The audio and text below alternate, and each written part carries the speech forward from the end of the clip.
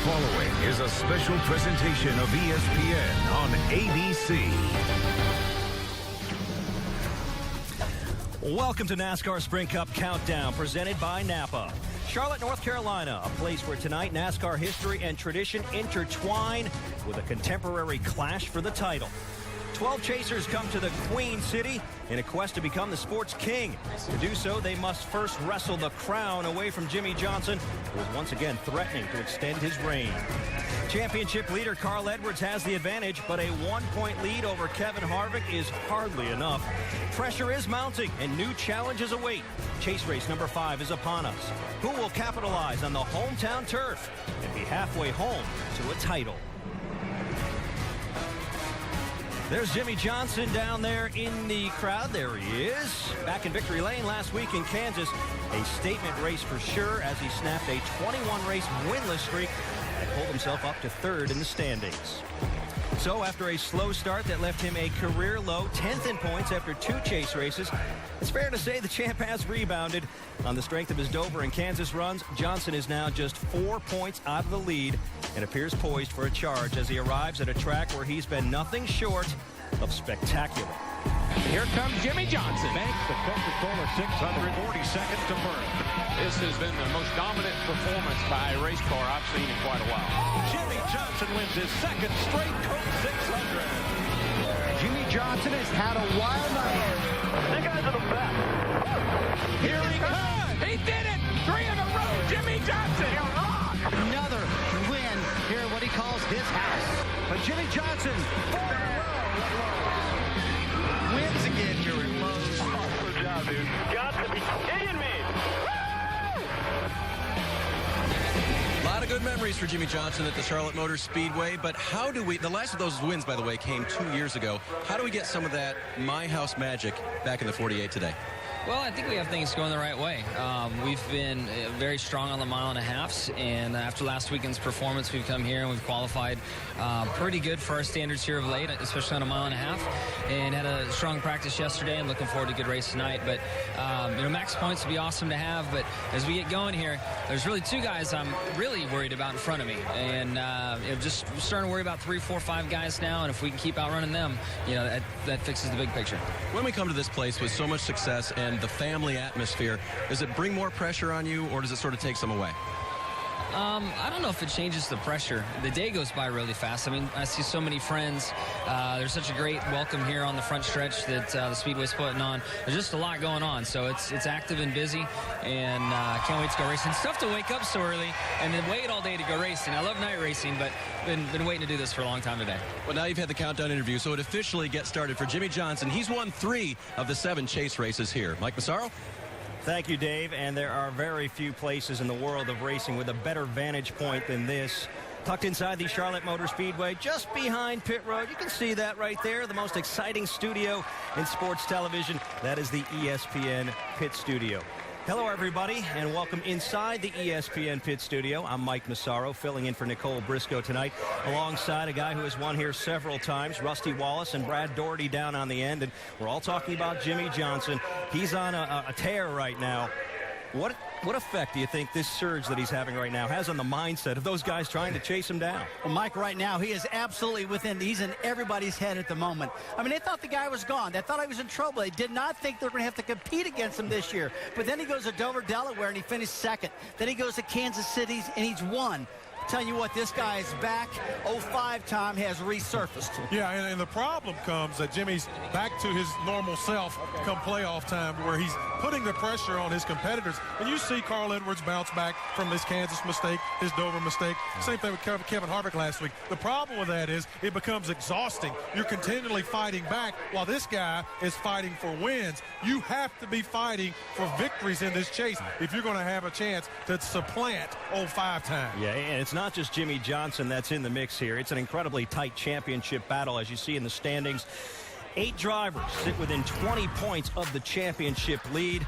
Only 1 point separate the top 2, Carl Edwards and Kevin Harvick. And certainly there are other contenders in the mix there as well. Matt Kenseth has to be considered one of them. But yes, in your opinion, gentlemen, who do you think can step up and beat Jimmie Johnson and take that title away? Mike, I think it's going to be Carl Edwards. I mean, to me, The next race is the most important race. It's everything in the world. And the reason I'm saying Carl Edwards is because last time he was here, he won the All-Star race. And he really ran good in the 600. This guy's flat flying around this racetrack. He has qualified good again. He's third tonight. I think he could step up and get it done, Brad. Yeah, I agree with you. I think Carl Edwards is a great choice. But the guy for me, if I was a betting man, and I'm not, I would bet my money, though, on Kevin Harvick, just simply because he takes a poor handling race car and works on it throughout the day. Or either he qualifies poorly, starts in the back, but by the time the checkered flag falls, he's sniffing it. And I think Kevin Harvick is a blue-collar race car driver that continues to grind. Qualified 14th for tonight. I'd be worried to death about Kevin Harvick. All right, here's how the front of the grid will look for tonight.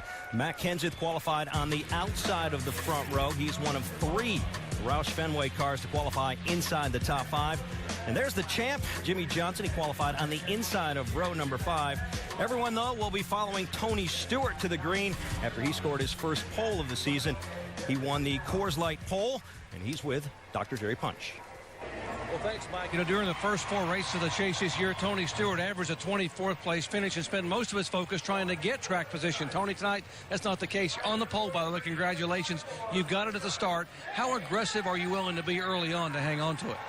Well, you still got to remember it's a 500-mile race, so the only thing that matters is that last lap. So, you know, you'd love to get out there right away and get a point for leading the lap. And, you know, if you can get out there and lead a bunch of laps and then go for that lap bonus for leading the most laps. So we got a really good office depot, Mobil One Chevy, and, you know, got a bunch of people from Mobil One here this weekend. And we got a big car show tomorrow at Stewart-Haas Racing, and we got Toby and Sons hot dogs there tomorrow. So I'm really excited to get over there for one of those, and just excited tonight. I mean, it's going to be odd to be actually watch them drop the green flag versus actually having to drive through it after they started.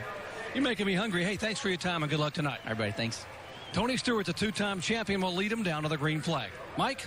He may have a car show coming up, but that's the car everyone's looking at. The pole-winning car of Tony Stewart. The battle for the championship lead could not be tighter. Kevin Harvick sits just 1 point behind Carl Edwards. We'll talk to the championship leaders when we return to NASCAR Countdown. Lots coming up, guys. I need that in my living room. What looked good, wasn't it? Now, that's a big screen there. Man. It is. NASCAR Countdown on ABC. Presented by Napa. Napa Know-How. Presented by Sunoco. Welcome back to NASCAR Countdown. Lots of excitement building on the grid as we get closer to the green flag for the Bank of America 500. Will anyone be able to take this trophy away from Jimmie Johnson? Chase race number 5 is upon us, and still no one has emerged as a clear-cut favorite. Point leader Carl Edwards wants to be that guy. Will he be able to get it done tonight? He's with Shannon Spake. Well, we'll get back down there in just a moment. First, we'll take it back into the ESPN pit studio. We'll talk a little bit about this championship battle. Jimmie Johnson, we talked a little bit about how he's been on a tear lately. Let's talk about the other guys trying to chase him. Who's his biggest threat? I think his biggest threats are definitely Tony Stewart and Matt Kenseth. I mean, just look at the front row right now. These guys, both of them, don't usually qualify good at all. Now they're in the front row. For me, that spells that they're going to flat fly around this racetrack tonight. So, guys, I'm picking a 14 and a 17. Kenseth is ready. In fact, he's a little mad because we haven't been talking about him a whole lot. We had, and so he's got a big right foot going on right now. It's a mistake on our behalf, too, because Matt Kenseth is the champion. He's very capable of winning all this, as well as Kevin Harvick and Carl Edwards. We know what they're all about. But the guy, for me, who still has an opportunity is Kyle Busch. We've seen his excellence in the regular season, but come playoff time, come postseason, they struggle, and they're struggling right now. But I will not believe that we will go this entire chase without Kyle Busch running up front and win a couple races. It just will not happen. This is an ultra-fast, mile-and-a-half racetrack, very challenging. What's it going to take to win tonight? Mike, you're going to have to keep up with the changing track conditions. These conditions are going to cool down a lot. The track's going to get real fast. The chassis will change. You got to keep up with it, or else you're going to lose. You have to have adjustability in a race car. And historically, when we've come here to race, we would try to run a race car a little bit loose under these conditions simply because it cools off and the grip comes up. But I actually talked to some crew chiefs today who told me they're going to tighten their car up a little bit, see how the tire falls off, and see what they have at the end of that first run. So it's a mix of what we got adjustability-wise, but you have to adjust it. One guy who knows a lot about adjustability is our expert tech guy. Of course, that is Tim Brewer. He's in the Craftsman Tech Garage. Let's check in with him and have him explain what it's going to take to win tonight. Mike, to keep up with this racetrack, sometimes tonight a wedge adjustment's not going to be enough. Air pressure, it's the crew chief's best friend, but it's not going to be enough. So what we do prior to the race, we'll take the springs out of the car. We'll rate them, check how much weight goes on each spring. Then we insert the rubber into the spring, calibrate it again. We know exactly how much it changes it, because to free a car up tonight, if we want to take 50 pounds of spring rate away from that, we pull that rubber out, enables our car to turn through the corner, give us a chance to win the race here in Charlotte. Good night, Mike. Thank you, Jim. Hey, you look down there on the grid, you see flashes of pink. That's because October is Breast Cancer Awareness Month, and a lot of teams showing their support tonight with a little pink. There's a ribbon there on a car. I know that Brad Doherty has had a pink tie on. I've got a pink tie on. Sporting it, too. Lots of support. Because you know why? There's another race to win tonight, and that is the race for the cure. Absolutely. The stars are coming out.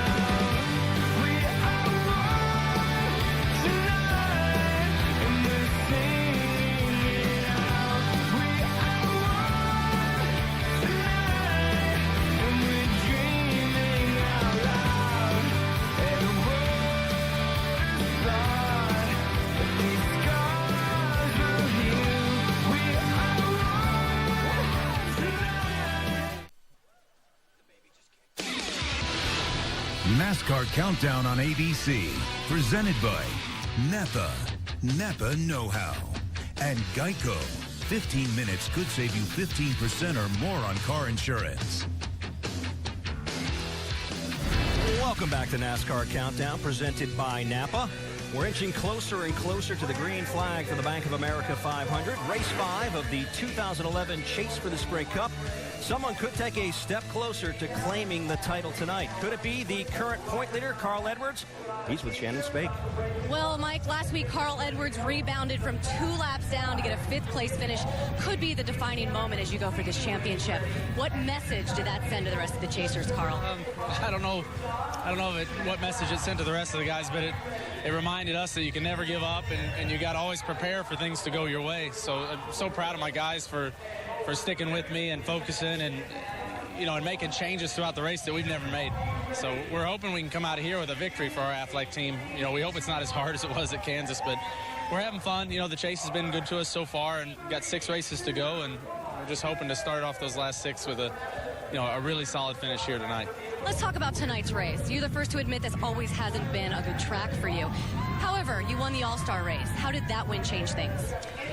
Well, I think that gave us a little bit more confidence here. We've come here and truly struggled. I mean, my first race here was awful, then a crash, and it's gone slightly better since then. But until that All-Star race, we didn't know that we could really come here and win a race, and that confidence means a lot. And I think from the way our teammates ran and all our forwards ran, I think we've got a good shot tonight. Carl Edwards, he's your points leader, and he rolls off 3rd. Duck? Well, Shannon, in spite of his win here back in May, historically, Kevin Harvick hasn't been overly fond of this place. And the team says that typically Kevin gets grumpy on Charlotte week. But this week, they tell me, you've been smiling and very relaxed. What should that tell us, Kevin? Well, I don't have anything to be grumpy about. We did a good job here the last time. The car, our Jimmy John Chevrolet, unloaded well this time. And we qualified decent from what we usually qualify. So it's been comfortable to drive this week, and we just got to go out and do everything we can to get the best finish that we can tonight. Kevin, a lot of crew chiefs talking about how much grip there'll be tonight and how much speed the cars will have. So many cars so close together. How concerned are you it'll be pretty difficult to pass? It's going to be tough to pass, but I don't think that's going to be any different than the first race. I think you're going to see a lot of tire strategy.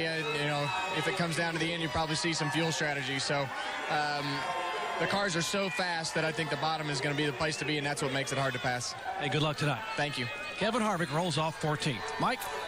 Thank you, Doc. And gentlemen, it's time for you to show us your Napa know-how and give us your 3 keys to tonight's race. Now, Mike, number 1 for me, pit road. Do not make any mistakes. Don't get caught speeding on pit road. Mistakes are going to be something that's going to kill you in this chase. You don't want to do that. No mistakes on pit road. Got to have adjustability built in your race car. As the temperature drops, the grip comes up. These guys are approaching 200 miles an hour as they barrel off into one. Those 4 Goodyear Eagles, you want them hooked up at those speeds. Brad, we're going to have some cool temperatures tonight, and I think tire strategy is going to be be important. I think 2 tires will work, only because it's so cool out here. So look, if you get back in the pack, you need to put 2 right sides on to get some track position. Man, don't be afraid of it. Get up there and do it. All right, lots of talk, obviously, about the Chasers, but there are guys who didn't qualify for the Chase who would love to crash that Chase party and pick up a win tonight, perhaps play a spoiler. Who else should we be watching out for this evening? Well, the guy for me is A.J. Allmendinger. He's done a great job this season. He's had 12 top 10 starts this year. He's qualified on the front row second 3 times. So I'm looking for him to take advantage of this 4th place qualifying effort for RPM and get the finish lane. He's got the starts. Now let's finish. Mike, for me, it's going to be Casey Keenan at Red Bull Toyota, that number 4 car. He's been flat flying. I mean, this guy was second last week, and he's qualified 8th for today. He loves the Charlotte Motor Speedway, likes that high line. Casey Keenan, man, I think he can win this thing. You know, an interesting stat about Casey Kane since the beginning of the Chase, he's accumulated 144 points. Believe it or not, that's more than 8 of the Chasers, and obviously he's been pretty good here in Charlotte too. Yes, he's with Dave Burns right now. Dave? And Mike, he's had just about the fastest car all weekend long while the sun was up, and then qualifying came, and it didn't seem like your car was as good. You still start 8th. Any concerns as the temperatures go down, Casey? Well, we were a little bit looser that night and didn't put the lap down I think we could have ran, so it was still had speed for as loose as I was. So I think we're in good shape. We had really good practices with the Red Bull Toyota, and we'll see how tonight goes. This race, so many different scenarios and things play out that hopefully we're in the right spot at the right time and have that track position late. 3 Charlotte wins, 4 if you count the All-Star win. What is it you get about this place, Casey? Keeping your speed up, keeping your momentum up. You know, how do you do that? And we've been able to do it a lot here for whatever reason, but you know, that's how you have to. If you can keep your speed up here and not use a lot of brake and slow the car down, you usually can go pretty fast. Mike, you mentioned it. Even though he's not in the Chase, only 4 guys have scored more points than him since it started this year. Yeah, he's been incredibly strong. Thank you, Dave. And, well, this is a racetrack that has been on the circuit for decades, and it's always been challenging, Rusty. Well, what are the trouble spots to watch out for tonight? Well, Mike, you're definitely going to have to look at the entry at turn 1, especially on restarts. Those guys can get down to turn 1 side by side, pretty ambitious, and a lot of times they get in there too tight. They spin, get into turn 1. They end up landed in turn 2. Yeah. The other spot we're going to have to take a look is the exit of turn 4. Turn 4 is a real trouble spot, in my opinion. As you exit turn 4, a lot of banking right there.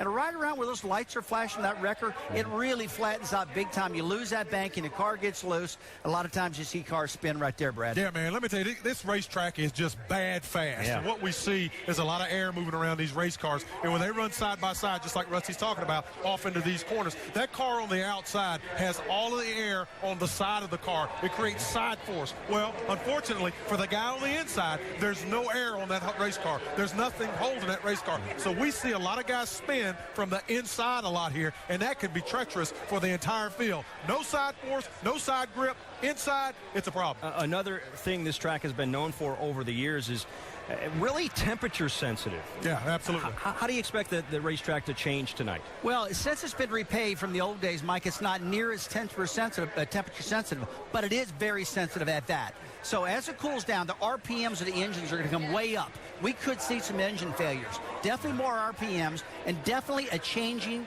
car. The car will handle different later tonight as it does at the start of the race. So look for big changes right there. I'm sure the guys upstairs are going to talk about it, but it's one thing we'll be looking at also.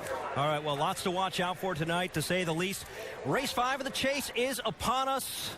Plenty of excitement here at the Charlotte Motor Speedway. Guys, it's time for me to say goodbye. Thank you for having me. Hey, well, I got this little fire suit I'm wearing.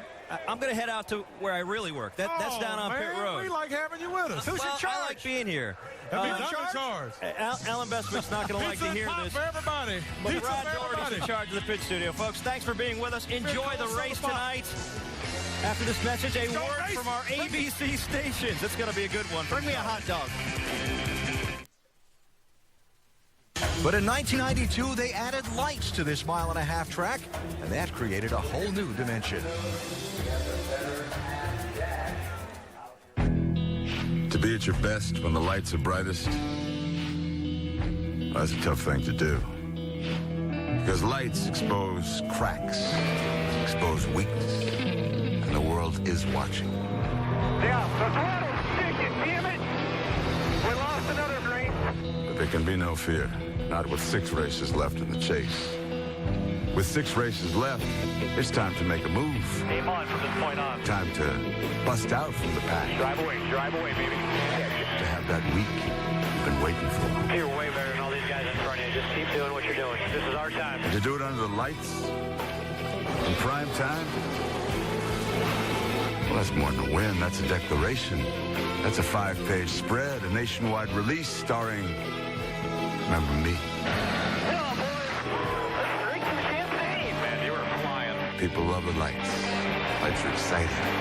The lights mean something incredible is about to happen. And we're waiting. We're waiting. That's what the lights do. They present the opportunity to shine. Something incredible is about to happen under the lights in Race 5 in the chase for the NASCAR Sprint Cup, the Bank of America 500 from the Charlotte Motor Speedway in Concord, North Carolina. 43 drivers are set to go racing on a fast and very tricky track. One of those 43 is about to participate in tonight's opening ceremony.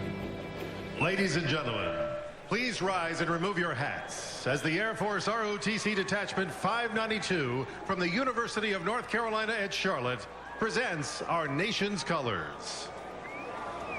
Remain standing as NASCAR Sprint Cup Series driver Trevor Bayne offers tonight's invocation. You guys will just pray with me. God, we thank you tonight for the opportunity to be here and just glorify you in this way, Lord, to be able to drive race cars and watch them go around the track and work on them. I just pray that you'd watch over us, Father, and grow us closer to you. If nothing else, just grow us closer to you and help us to glorify you. Thank you, Lord, for the freedom that you've given us to do this, just to pray to you tonight. Thank you for the men and the women that have given us this freedom. And thank you for all the fans that are here to support us and just everybody that helps to make this happen. I thank you for all that you are and love us unconditionally. And I just pray that we give that back to you. Thank you, Father, for this night. In Jesus' name, amen.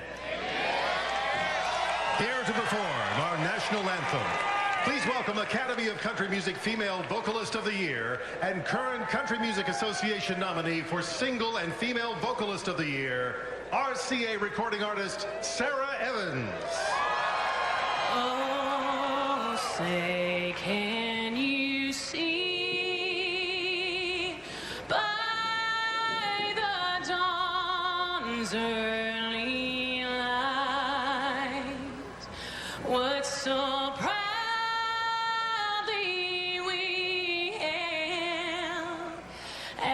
twilight's last gleaming, whose broad stripes and bright stars through the perilous fight o'er the red hearts we watched were so gallantly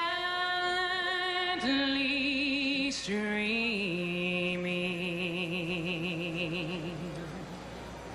and the rockets reckless,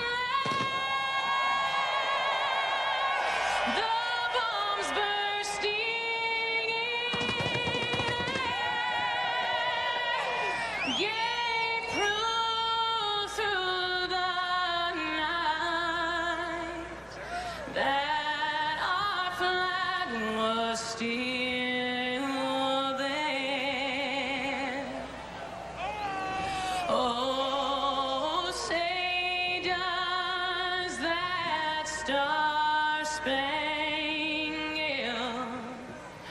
banner yet wave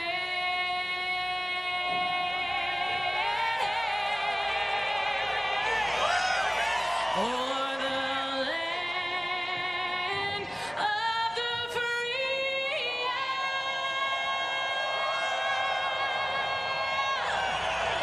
and the heart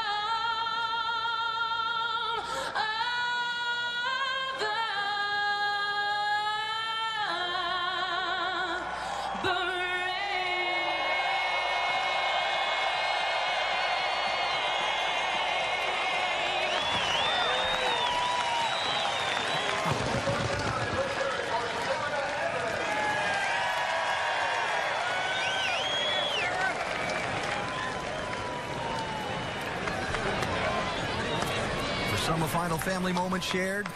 Now time to clear the grid. The drivers will buckle in and get ready to go racing tonight. Join Goodyear in saluting America's armed forces and give back by helping support our troops. Visit Goodyear.com/support-our-troops to learn more. The engines will fire at Charlotte for race number 5 in the chase for the NASCAR Sprint Cup when we come back. ESPN's coverage of the Bank of America 500 on ABC. Brought to you by Bank of America, the official bank of NASCAR, AT&T, and Golden Corral. Help yourself to happiness. Getting set to go with race 5 in the chase for the NASCAR Sprint Cup, the Bank of America 500 on the very fast mile-and-a-half Charlotte Motor Speedway. Remind you to make sure to stay tuned for our NASCAR nonstop coverage in the second half of tonight's race. Coverage presented by Bank of America. Drivers buckling in, getting set to go for tonight's race. And topside in the broadcast booth, we are set to go with a former driver and crew chief who know what it takes to win at this racetrack. Alan Bestwick with 3-time Charlotte winning driver Dale Jarrett and Charlotte winning crew chief Andy Petrie. Late May 29th, the Memorial Weekend was the first of the 2 races this season at this racetrack that count toward the championship. In that race, the 12 drivers competing for the title had varying degrees of success, from Kevin Harvick, who won the race, to Kyle Busch and Ryan Newman, who had finishes down in the 30s. The degree of difficulty at this racetrack, Dale, it's pretty high. Yeah, you know, we talk about a lot of the mile-and-a-half racetracks being very similar. Well, this one has a lot of characteristics that makes it different. Very, very fast. Speeds approaching 200 miles per hour in the Trove, going down the front straightaway to a hump entering turn 1 that your car literally lands into the 24-degree banking. Then, as you take that 24-degree banking with a lot of speed on the exit of 2 and 4, it flattens out, falls away from you, makes the car extremely loose. These drivers have a full night of 500 miles of very challenging racing ahead of them.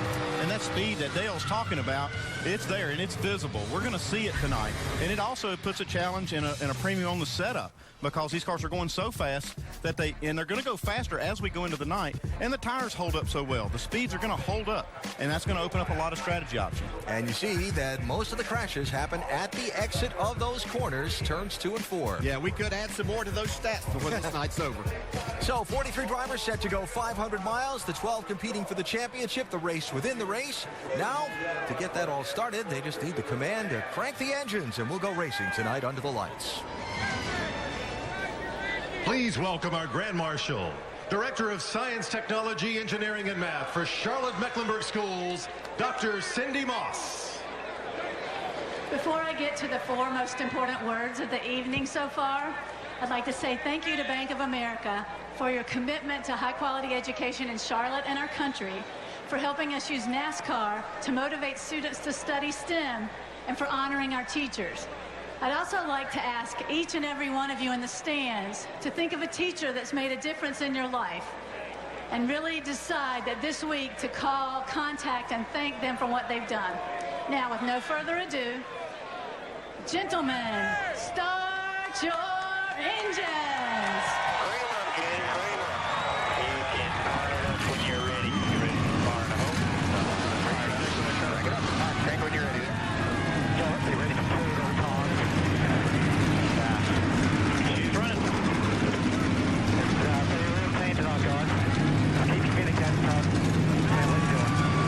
Most of the time, these drivers go racing at 1 or 2 o'clock on a Sunday afternoon. So for a Saturday night race, it's been a long wait. But the moment is here, as we heard Jimmy Johnson talk about earlier in NASCAR Countdown, ready to get behind the wheel and go competing on this very quick racetrack.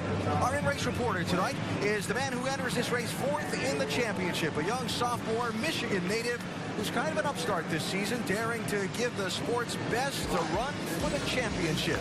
We'll talk with Brad Keselowski on the parade and pace laps as we get ready to start the Bank of America 500.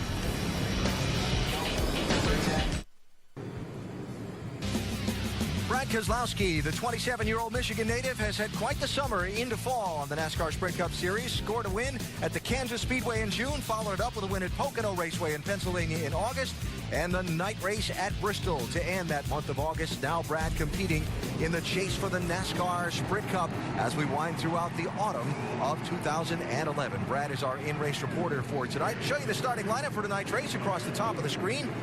got to wait a little while before we find Brad because he's a little bit farther back in the field. Brad, also the subject of our Gillette Pro Glide profile. Last 3 months, it sure turned a lot of skeptics into believers. Compare the beginning of his Sprint Cup career to those last 11 weeks. Yeah, count me as a believer. I'll tell you what, not only am I a believer, he's made a believer out of everybody in that garage area. And as he rolls off in that Blue Deuce tonight to begin the 3 parade and pace laps, let's talk to our in-race reporter. Hey, Brad, Dale Jarrett, the ESPN. You have a copy? Step 4. How are you, Dale? I'm doing great, Brad. Hey, man, we've been talking all weekend about the grip that this place has, how fast it is. In your opinion, has it created any more challenges that may be a little different because of the speed that you have here right now? Oh, absolutely. This Charlotte track with the tire that Goodyear brought is a completely different animal. It's a really high grip tire, and you drive your car differently here than all the other mile and a half. So a lot of challenges due to the high speeds and high grip level that are much different. All right, Brad, our second question comes from our mailbag, and Tyler in Cherry, Illinois asks, do you think your experience winning last year's nationwide championship is helping you this year competing in the chase? Absolutely. You know, it's more than my experience, though. It's the experience of the whole team, from Paul on top of the box to, you know, car chief Jerry Kelly, everybody on the team that came over from the nationwide side. Got a real good group of guys there, and we learned a lot. Had a lot of fun last year, and we're doing the same thing this year, and hopefully we'll get the same result. All right, man. Thanks for talking with us. You have a great night. Now Andy's going to talk to your crew chief, Paul Wolf. Hey, Paul, Andy Petrie in the booth. You have us? Clear, Andy. You know, Paul, speaking of that run you guys made for that nationwide championship last year, how's it different this year making the calls to try to win a Sprint Cup championship? So more competition is probably the biggest thing. Is you know, obviously this is the you know, the top of the sport here, and all the best guys making decisions on top of the box. So definitely makes it tougher, but you know, we're having a lot of fun with it, like Brad said, and just trying to do what we did to get into the chase, and that's put together solid races and make good calls. And you know, we might not always have the fastest car, but making good decisions, just executing well has definitely helped us get here. Yeah, Paul, you guys have done a great job so far. Keep it up. Thanks for talking to us, man. No problem. Thank you. Brad Keselowski, Paul Wolf, and the Penske Racing Team getting set to go to the post from 26th starting spot tonight, carrying one of our 8 high-definition onboard cameras for this race. We've got cameras in cars of 7 of the 12 chase for the Sprint Cup drivers, including the top 4 in the championship, plus a 4-time Charlotte winner. That will be Mark Martin. Mark said he's got a good car tonight, too. As the cars work through the second of their 3 pace laps, let's get some final stories from pit road before it gets really noisy down there. Mike Massaro's made the quick change. Michael? I have, and the change being the operative word. There was a big change in the 18 camp this weekend, not one that Kyle Busch was happy about either. They had to change motors. What happened after final practice, the team was maintaining the motor. They stripped out a bolt from the engine head. It was damage that could not be repaired. Subsequently, they made the change, and by rule, we'll have to start at the back of the field tonight. Kyle describes this racetrack as his favorite, yet he's never won here. To claim his first win at the Charlotte Motor Speedway in the Cup side of things, he has to come from a long ways back, Shannon Spake. Well, here are some things you should know about Carl Edwards. He's the points leader. He won the nationwide race here last night, and he drives a Ford. Coincidentally, 110 years ago this week, Henry Ford drove his car to victory lane for the very first time. It was the only time Henry Ford would actually compete in a race, but the publicity was enough for him to open the company 10 months later and build it to what it is today. Carl Edwards is absolutely aware of the anniversary and would like nothing more than to celebrate it in victory lane. Dave Burns? Jimmie Johnson doesn't lead the chase, Shannon, but he is on his way. Look at this team pumped up on the wall already to tell their driver they are ready to win. He's third right now, just 4 points behind leader Edwards, and he's on his way. A big win last week at Kansas, big history of success here at Charlotte, big momentum right now for the 48. Watch out, here they come. Dr. Jerry Punch. Well, Dave, a few weeks ago, a very frustrated Tony Stewart told me that, you know, he didn't know if this team even belonged in the chase because they were enduring a 32-race winless streak. Then he promptly went out and won the first 2 races in NASCAR's version of the postseason playoffs. But after finishing 25th at Dover and 15th last week at Kansas, tonight at Charlotte, once again, there's that word, a very frustrated Tony Stewart is back in a very fast race car. So for the other 42 drivers in the field, it's going to be one heck of a fight. Alan? Thanks Thank you, Doc. Getting set to see a lot of sparks fly here at Charlotte tonight. I wasn't talking about there. I'm talking about from under the race cars when they wave the green flag. Fans are ready. And we're about a half a lap away from the start of tonight's race. Our over-the-wall camera tonight is with the front tire carrier for David Gilliland's 34 team, Anwar Parrish, Shelby, North Carolina native. Anwar, have a great night down there. Get his interval workout about 8 or 9 times, 12 seconds at a time. Slinging those heavy race tires around. We'll have fun watching Anwar. Remind you that our broadcast tonight available in Spanish by activating your SAP button. Coverage there presented by ESPN Deportes. So, 334 laps to make up just over 500 miles around this mile-and-a-half track tonight. Temperatures expected to drop into the 50s as the race goes on. Speeds, well, we'll see high speeds in the 190-mile-an-hour range to start when these cars take off at the beginning of this race. Race 5 in the chase for the NASCAR Sprint Cup on the fast and fickle Charlotte Motor Speedway. About to get underway. Green flag is in the air.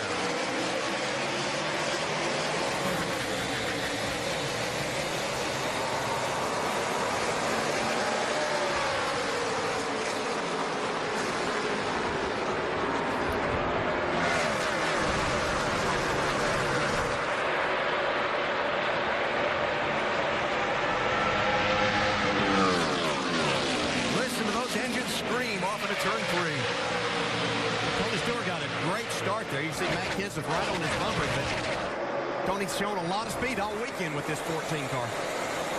As the pole sitter, Stewart had the right to choose inside or outside lane for that start. He chose outside lane. See if that becomes a trend on the restarts through the night. Ryan Newman in that white car with a lime green spoiler riding the rim. Trying to get a spot there from Greg Biffle, which he'll do. Biffle in the 16. One of the cars that looked really good in practice. There's another one that looked good. Casey Kane in that 4 car up on the high side trying to make it work early on. And now Kane running in ninth spot. Challenged there by Trevor Bayne in the 21, the Daytona 500 winner. Trevor has a cool paint scheme there. You see him getting just a little bit loose in the corner. Like Casey Kane might be able to get by him. But Trevor's got that paint scheme on there with Glenn Wood on the hood. Bayne Wood Brothers team. The car for which Trevor Bayne drives. And being challenged there by David Reagan in the 6. One of David Reagan in that UPS Ford, one of his best racetracks. Finished second here in the 600 back in May.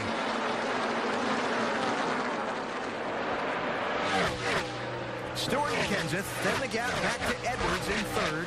Allmendater, Biffle, Newman, and then Jimmy Johnson. Look at this double wide. That's Dale Earnhardt Jr. Green and silver car. Joey Logano in the orange car on the outside. Well, things kind of calm up front, but you get back here, there's a lot of fighting going on for these spots. Junior to 16th, Logano 17th, double wide. Kurt Busch and Denny Hamlin, 2 of the drivers in the championship. Busch in the yellow 22.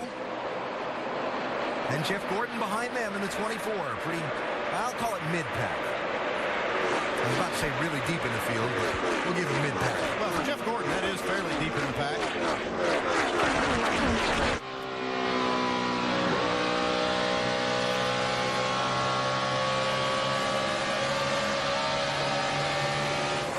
So, Dale, most of the practice for this race was done in the late afternoon and early evening yesterday. Conditions, it's a little bit later in the night now. What are these drivers feeling? What are they seeing in these opening laps? Well, the one good thing about that is you know that you're going to get more grip with the race car at this time. So it's not like a situation maybe that you practiced with a cool racetrack and you've got sunshine and much more temperature. So I think this is an easier situation, but you will have to make some adjustments, especially early on in these pit stops. And this time of year, you don't have near the transition with the racetrack that you do earlier in the year when you have the sun on it, even at this time of night. So it's been dark for a while. The track's cool. Speeds are high. Here comes Greg Biffle in that 16 on the move.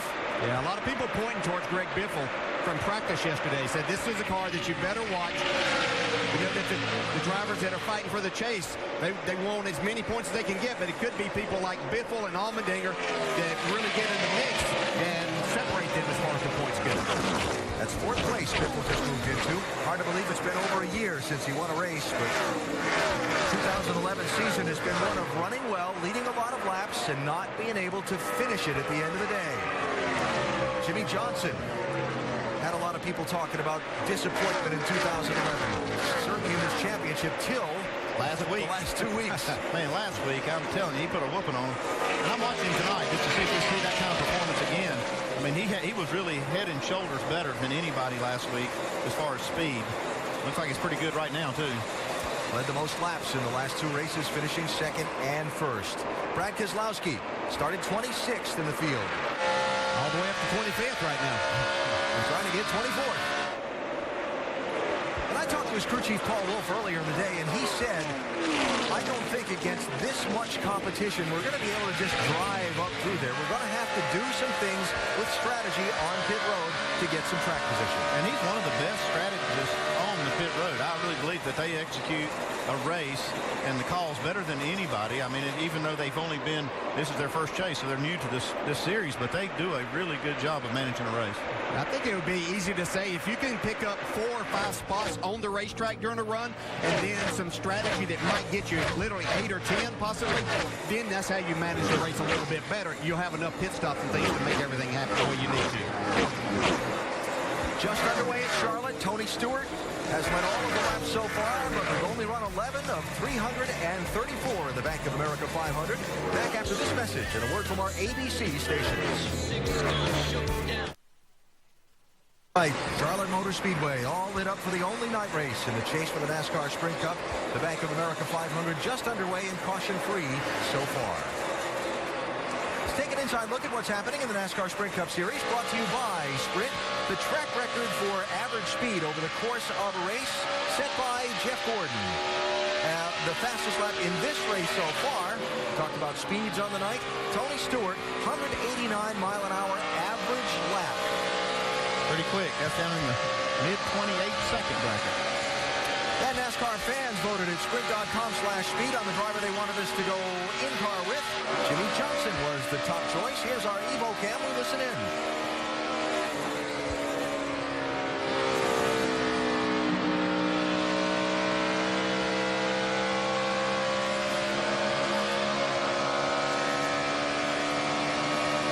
Closer to the NASCAR Sprint Cup Series with unlimited access to highlights, news, and more. Learn more at sprint.com/speed. Johnson, the 5-time defending champ, running in 6th position behind that man, Tony Stewart, who has led all of the laps in this race so far after starting on pole position. Other end of the spectrum, Kyle Busch started at the back of the field after the engine change. NASCAR has a 1 engine per weekend rule to try and control costs, keep teams from having all the lightweight parts and widgets in the engines for qualifying and then swapping out a motor for a race. Well, Kyle has charged all the way from the back of the pack up to 28th position, not without its moments, though. He's been pretty aggressive in trying to make these passes. You can see there, trying to get on the inside of Casey Mears. A little contact. Hello, I'm here. How about the early race report on that 18 car, Mike? Well, you know, what we just saw kind of flies in contradiction to what was told to us before the race. Kyle said he was just going to let the car come to him, but certainly it looks like he's being aggressive, trying to make his move to the front as quickly as possible. I spoke with his crew chief, Dave Rogers, this afternoon, and he told me since the engine damage was pretty much self-inflicted, they weren't concerned about durability tonight. What they were concerned about, however, track position. Rogers explained these cars are just so equal, it's very difficult to pass. Expect them to do whatever they can to gain track position throughout the course of the night, including a 2-tire change perhaps on their first stop, Alan. Mike, thanks. By the way, the other driver that started at the back with Kyle, Clint Bowyer, is just running a few positions behind Kyle. Bowyer running right now in 31st. The determining factor on this strategy, Andy, is going to be how far you've gone on a tank of fuel from the last time you made a pit stop. Well, that's the thing, Alan. There's really not an opportunity to really play a two-tire strategy unless you're going to take one can of gas or so. If you've got to fill it up with fuel, if it's going to take 2 cans, it's going to take the same amount of time to do that as it's going to take to put 4 tires on. So that's one reason you see them changing 4 tires when they make those green flag stops, because they have to fill it up with fuel. 10th and 11th places. Paul Menard, Brickyard 400 winner in the 27. Daytona 500 winner Trevor Bayne in the 21. Watching the lap times, Trevor Bayne's got a pretty fast car. I looked down a few times and he was first or second fastest car on the track for a few laps. Shannon? And Trevor Bayne said the car was fast all weekend. Obviously, that showed in his qualifying effort. Now it is getting tight, especially entry to middle. He also radioed in and said he thinks he may have brushed the wall. The thing with a young driver like Trevor Bayne is that he has no really experience in these cars at night here, so he didn't know how much to adjust and tell his crew to adjust on this race car. Yeah, he's run the nationwide race, but these things have so much more horsepower, drive quite a bit differently too. Sorry, I see a picture on the hood of the car. Glenn Wood being inducted into the NASCAR Hall of Fame. That paint job on the car, for long-time fans of NASCAR, is the same as it was for Glenn's last win as a driver. July 13th, 1963. They went out and had some uniforms made. They found the pattern and the guy who made the original 1963 uniforms and had some done for some of the original members of the Wood Brothers team, and that's the look from 1963. Yeah, a lot of family members there and people that had been within that organization a long time. Recognize a lot of those faces. The 2 years that I had to work with the Wood Brothers made them basically friends and family of mine for life. So great to see Glenn Wood being honored for all he's done for this sport. Those are some cool uniforms. Oh, it really look good, don't they? 5th and 6th places, A.J. Allmendinger in the Richard Petty Motorsports 43, and Jimmy Johnson trying to pick his way toward the front in that fast 48. A.J. Allmendinger having a good run here. We saw him in practice yesterday. His car's really fast. This is one of the racetracks. He likes the banking and the grip that you get here. Look for him to stay up front most of the night trying to get that first victory. But for now, he's going to go a spot further back. Well, there's no reason not to get behind the 5-time champ and see what he may be doing that you can use to your advantage at some point in time. Jimmy Johnson, a little bit closer to the front, up to the number 5 spot. That 48 car started back in 9th position. The Bank of America 500 just underway. Tony Stewart leads early.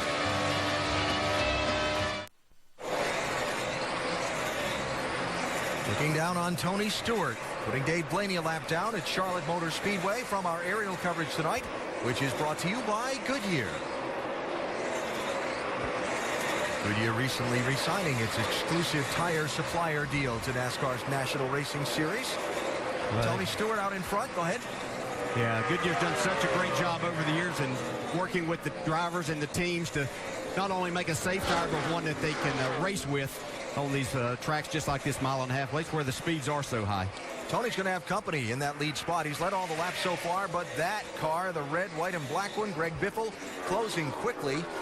Matt Kenseth has dropped back to 3rd. Carl Edwards is running in 4th position. Championship leader starting the night in that 99 car. Checking the 99 pit with Shannon. What are they saying, Shannon? Carl Edwards holding steady in the top 5, saying that the car is a little bit tight. But guys, he had some radio comments about his motor early in the race. The engine is acting like it's in the chip. And 4, you got V-box if you need it. It doesn't do it on the V-box, so does that mean it's the chip? F4, that means it's in the chip, bud.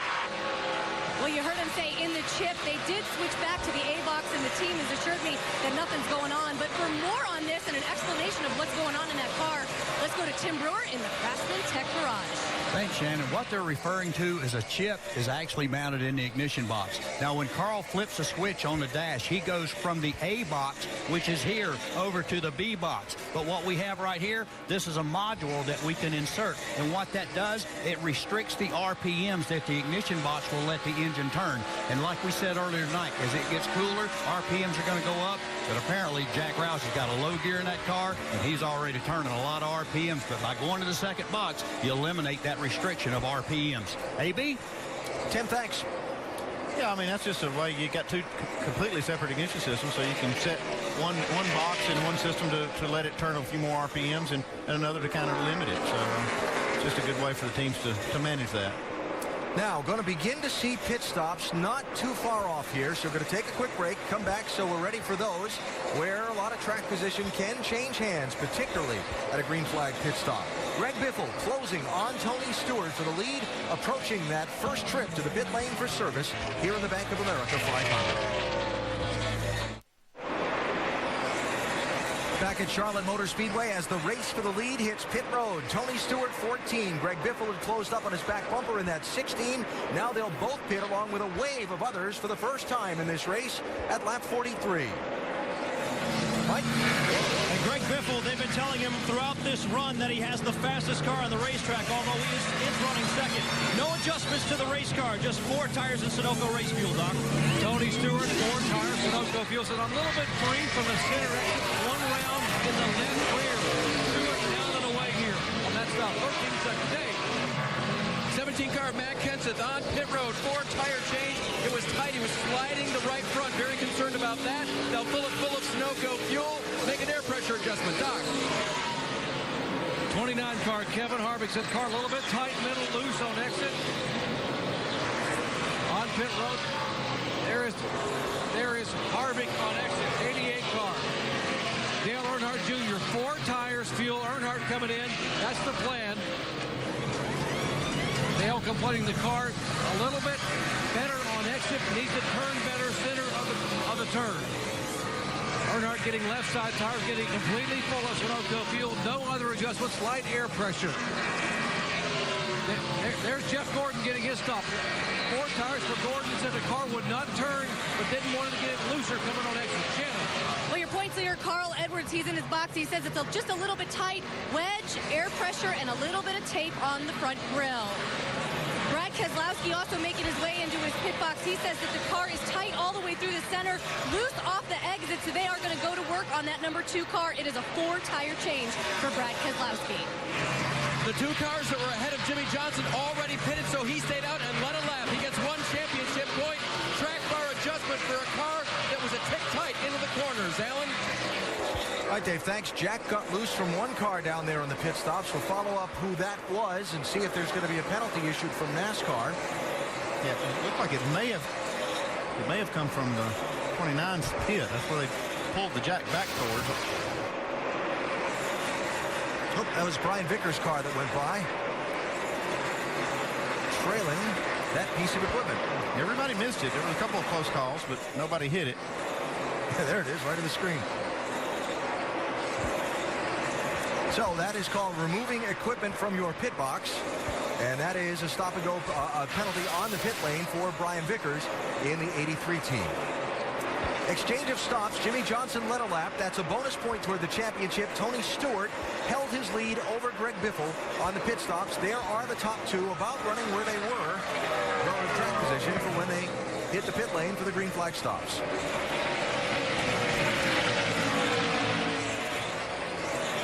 Not familiar with the scoring system? When you lead a lap in a NASCAR Sprint Cup race, or you lead the most laps in the race, you get a bonus point toward the championship.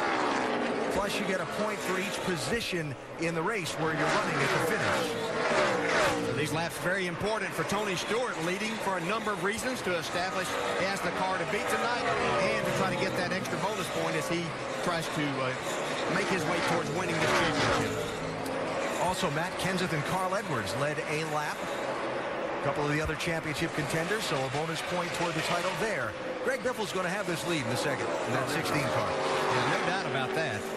Car just extremely fast. I thought maybe the 14 was a little faster on the new tires, but Biffle, when he had the new tires to start the race, was having to negotiate some traffic, and we see now just how fast this car is. Tony finally gave up. Let him have it. That's called, okay, go ahead. I give. Yeah, this isn't the point in time to be fighting over that spot. At the moment, as much as Tony would like to add to his number of laps led, will fall in behind Biffle and see if he can hang with him for a while.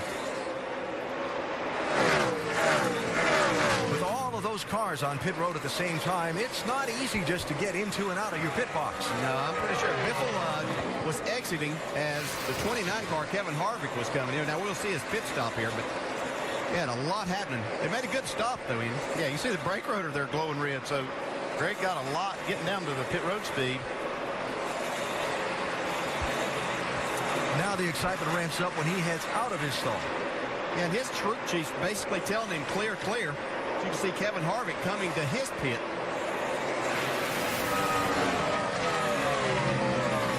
Had to make the move between cars there and keep from banging those fenders and caving anything in on a tire. So Greg Biffle out in front of Tony Stewart, now reversing the track position from before. We're back to the Bank of America 500 after this message and a word from our ABC stations.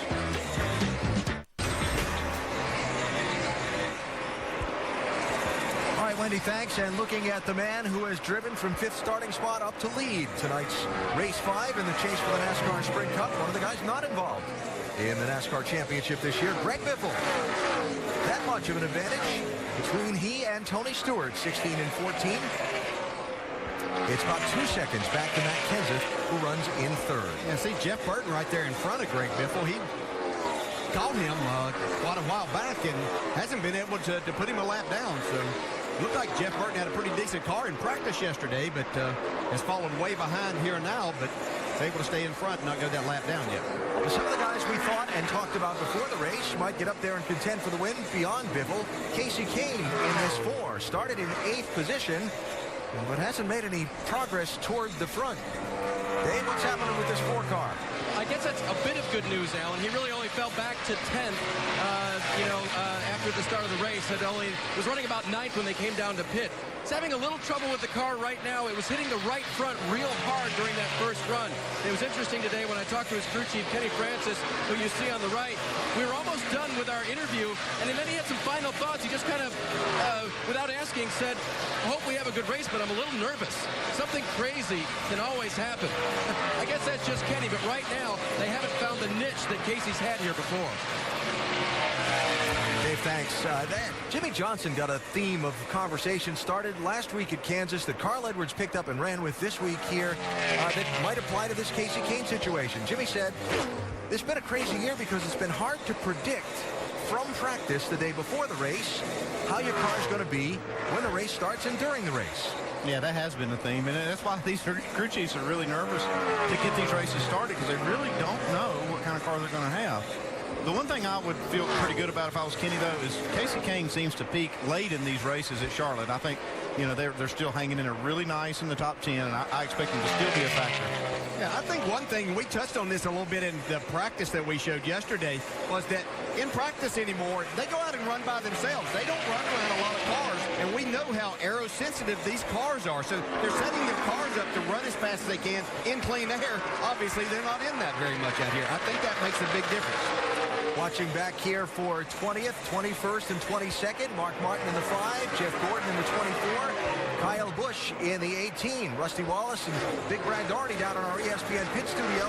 Was kind of curious about how Gordon's night was going to go, Rusty, if we were going to see him move forward or not. He really hasn't gained any ground either. Yeah, Alan, I'm really surprised. We've been sitting down here in the pit studio, Brad and I, looking at this. We're seeing a lot of cars really not moving forward at all. I really expected Jeff Gordon to get going. He started 23rd. He's only up to 21st. But another car I'm looking at really strong is a 2-car of Brad Keselowski. I tell you what, he hasn't won anywhere, guys. He's sitting there hung out at 26 and a little bit here. It looks like he's going to get a lap, Brad. Yeah, he does. And it's really interesting. We talk about this time and time again.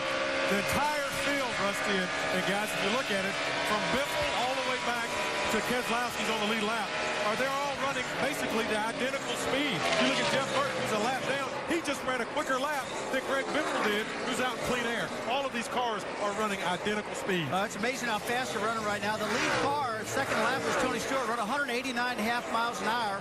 At one point, the pace fell off to about 175 miles an hour. But Brad, you're right. The whole field is falling off about the same speed, and it's making for this car, the 2-car, really hard to pass. Yeah. But right now, he's struggling with a bad handle on the car. A lot of guys are struggling trying to find speed right now, Alan. Yeah, what he needs is a caution. Keselowski does, Rusty and Brad, thanks, to try and keep that leader, Greg Biffle, from overtaking him and putting him a lap down. You see Jeff Burton just in front of the race leader in that 31 car. Down to 26 on the lead lap at 100 miles of tonight's Bank of America 500. ESPN's coverage of the Bank of America 500 on ABC. Brought to you by Nationwide Insurance. Nationwide is on your side.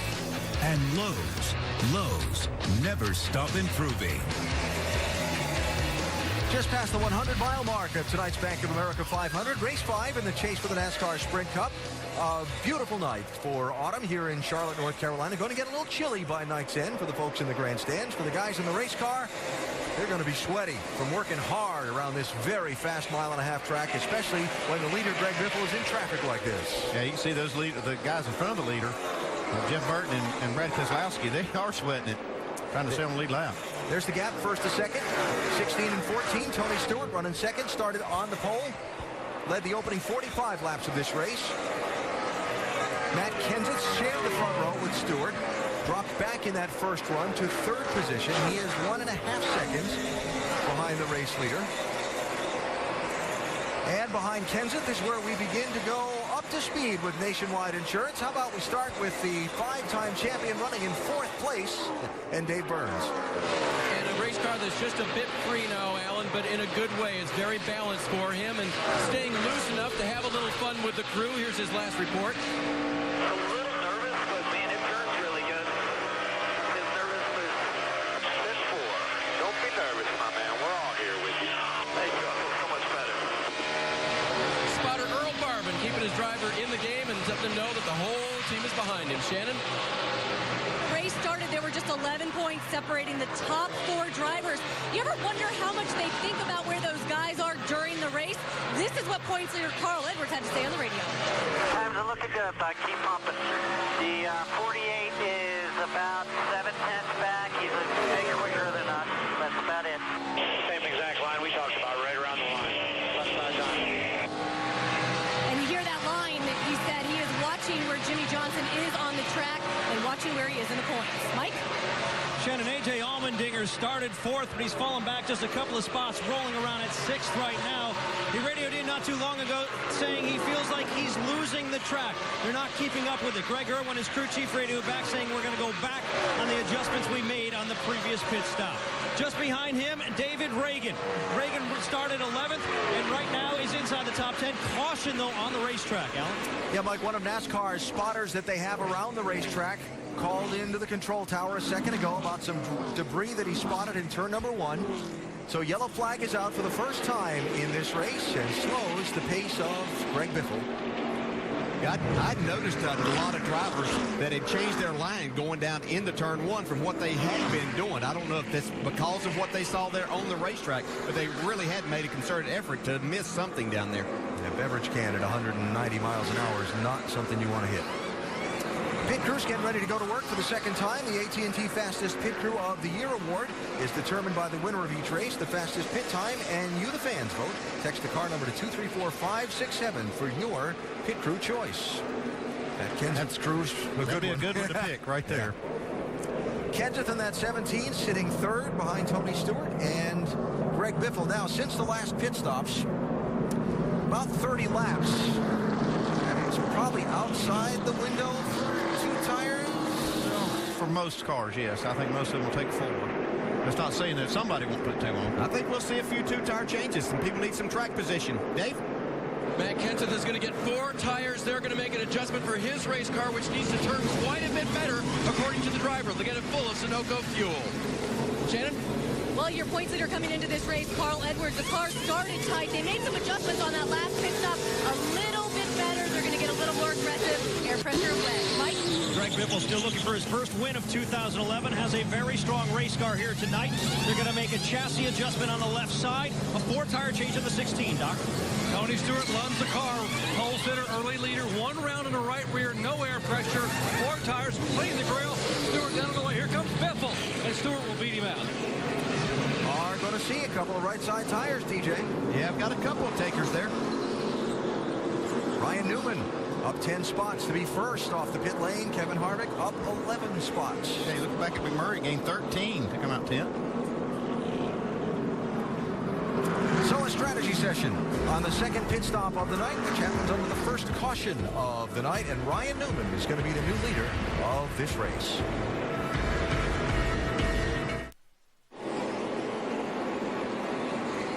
Doubling up for the restart. Getting ready to go back racing from the first caution in tonight's Bank of America 500. Yellow flag giving Clint Boyer, the Aaron's Lucky Dog, free pass. He was the first driver one lap down, and by NASCAR rule, he got waved around the pace car and is now back on the lead lap. Boyer in 28th position.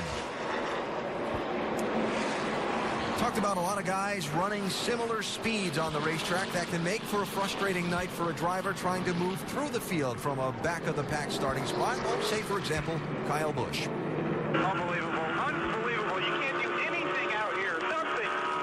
You try to move around to get something done, and you lose 10 car lengths. That's pitiful. I said frustrated drivers. Frustration. Yes, that's exactly right. And it is difficult because these cars are so equal. A lot of good race teams out here and drivers now. So looking at the restart order. And remember those first two, Newman and Harvick took just fresh right side tires on the restart. Stewart and Biffle with 4 fresh tires. They come to the green flag restart, which is presented by American Ethanol.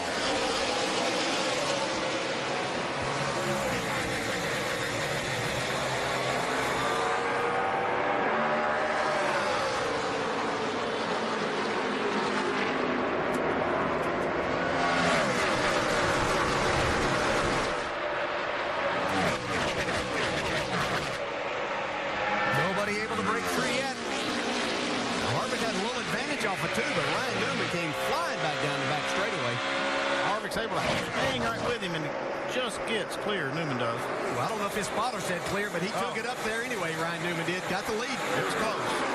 And Greg Biffle is able to swing around Tony Stewart and get back in front of him. So Biffle in third. Now going to work on Kevin Harvick for second.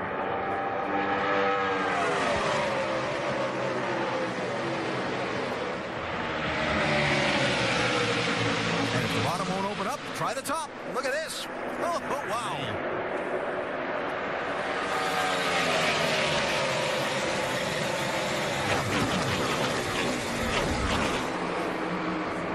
How about 184 miles an hour that last lap? That's the average speed.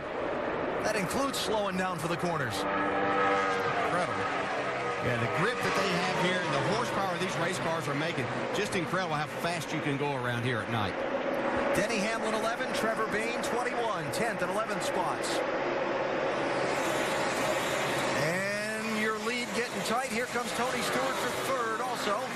14 car underneath Kevin Harvick. Matt Kenseth, Jimmy Johnson lined up there to try and keep that 29 to the outside. And up front, no contest. And I think that might be what we see with 4 tires here tonight, Andy. On these Cup cars having all that horsepower here, I think you're going to be at a disadvantage with 2 tires, especially with that many laps on the left. And especially with Greg Biffle on 4 tires. Yeah, I think that may be more of it, huh? Yeah, he's got a great car tonight.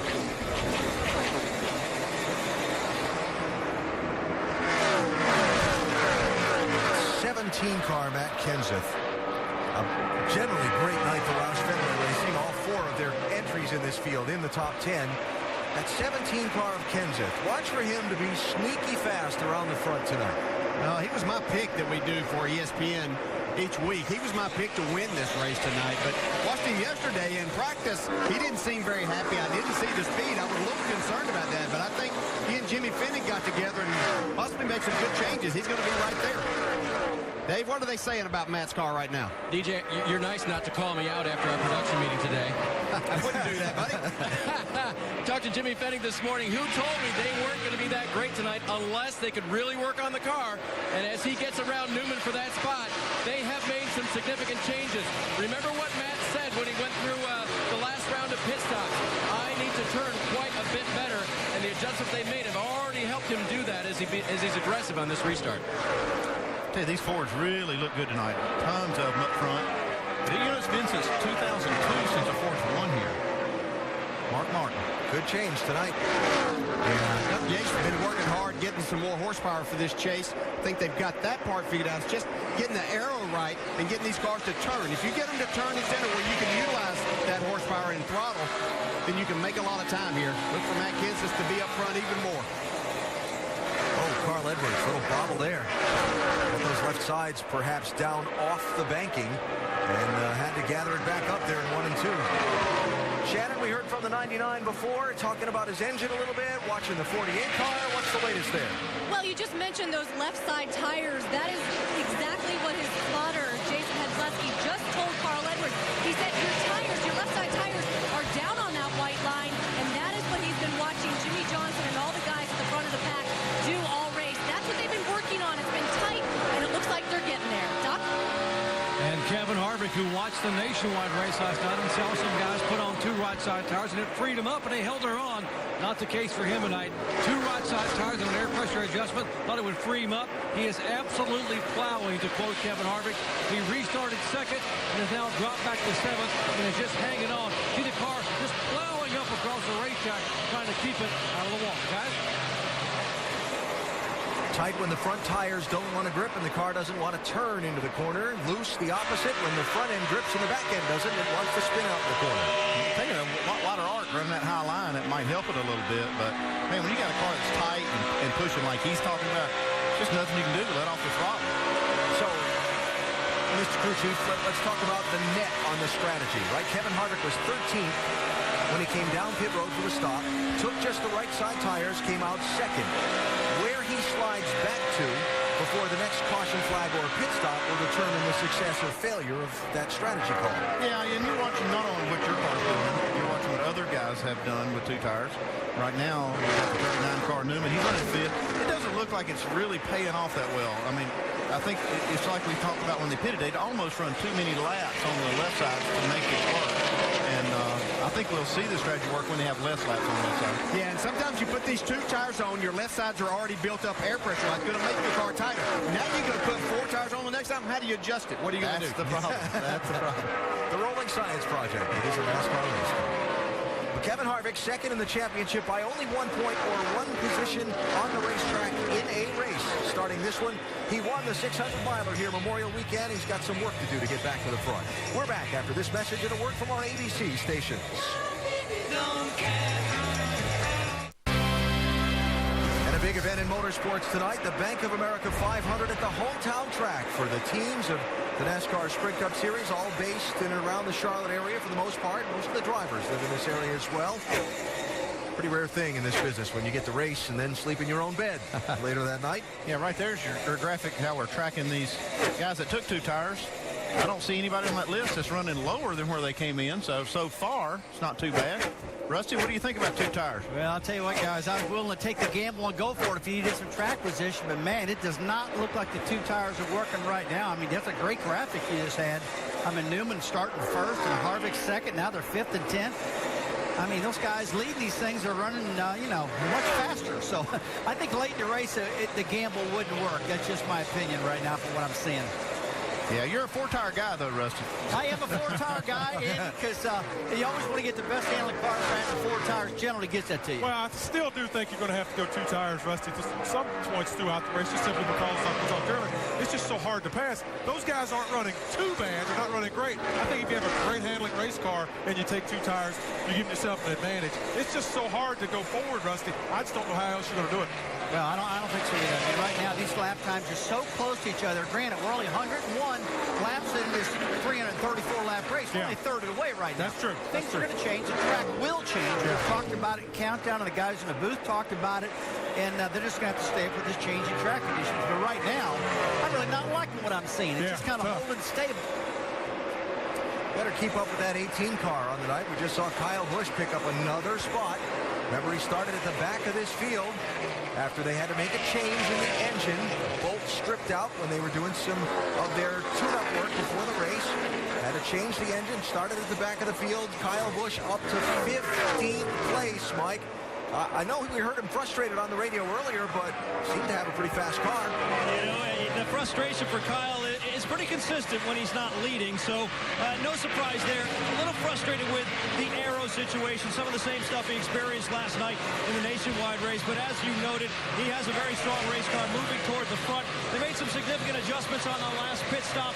He was a little bit tight center at the time. They made an air pressure adjustment, also a track bar adjustment, trying to help get this car just a little bit better. His frustration, as you heard on the radio, was with the fact that these cars were just way equal, and he wasn't able to make the moves on the racetrack that he wanted to. Kyle trying to run down Dale Earnhardt Jr. right now to pick up another spot. That is 14th position that Earnhardt Jr. is running in that 88 after starting in 15th place. Side by side, David Ragan in the 6, Ryan Newman in the 39. Ragan going forward, Newman slipping back a little bit. Yeah, mention again, David Ragan runs extremely well here. Finished second back in the 600. They felt like that they had a shot to win this race tonight. They felt like that the whole group out of Roush Fenway Racing, that they were very strong. The cars were very close, and he felt like he could drive this thing to the front. A couple more Fords racing for position there. Trevor Bayne in the 21, 8th place. A.J. Allmendinger in the 43, 9th place.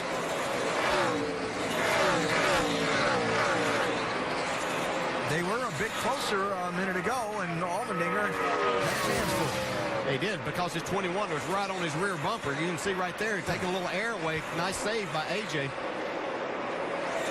Hard to imagine, but off the front nose of those cars comes a bubble of air. It's almost like you could picture a snowplow pushing snow. And I know people in Florida are saying, yeah, okay. But picture a snowplow pushing snow off the front, and that's what that air is like into the back of that lead car. Yeah, one of the biggest things it does, it changes the airflow over the rear of the front car, and it just takes a ton of downforce for them. Kasey Kahne, Denny Hamlin, 12th and 13th. Hamlin started 17th, hasn't made a great deal of forward progress. Greg Biffle, he's made a lot of progress. He's checked out from second place by 2 1/3 seconds. Bank of America 500, Charlotte Motor Speedway, race 5 in the chase for the NASCAR Sprint Cup. We're past 150 miles, and a couple of positions have just changed hands. You are looking at Dale Earnhardt Jr. in the 88, now running in 16th. Instead of 14th, he was just a second ago. A moment down in turns 3 and 4. Courtesy of the front bumper of the 18. He had to get completely out of the throttle coming off the corner, and he lost another spot to Martin Truex down to 1. Inside, all clear. He's over there about 4 colors back. You're all clear. And remember, there's a couple second delay on that radio from what the driver's actually hearing, so it wasn't the spotter just saying inside when he was already inside him. No, and what he was talking about, Kyle Busch is driving so much further into the corner. I've watched him with a number of cars that he's caught. He's getting down in there, getting them loose, or either just barely touching them. The spotter doesn't have time to say anything that he's even there. So that's 29 positions that 18 car has picked up since the start of the race. By far the biggest mover in this field.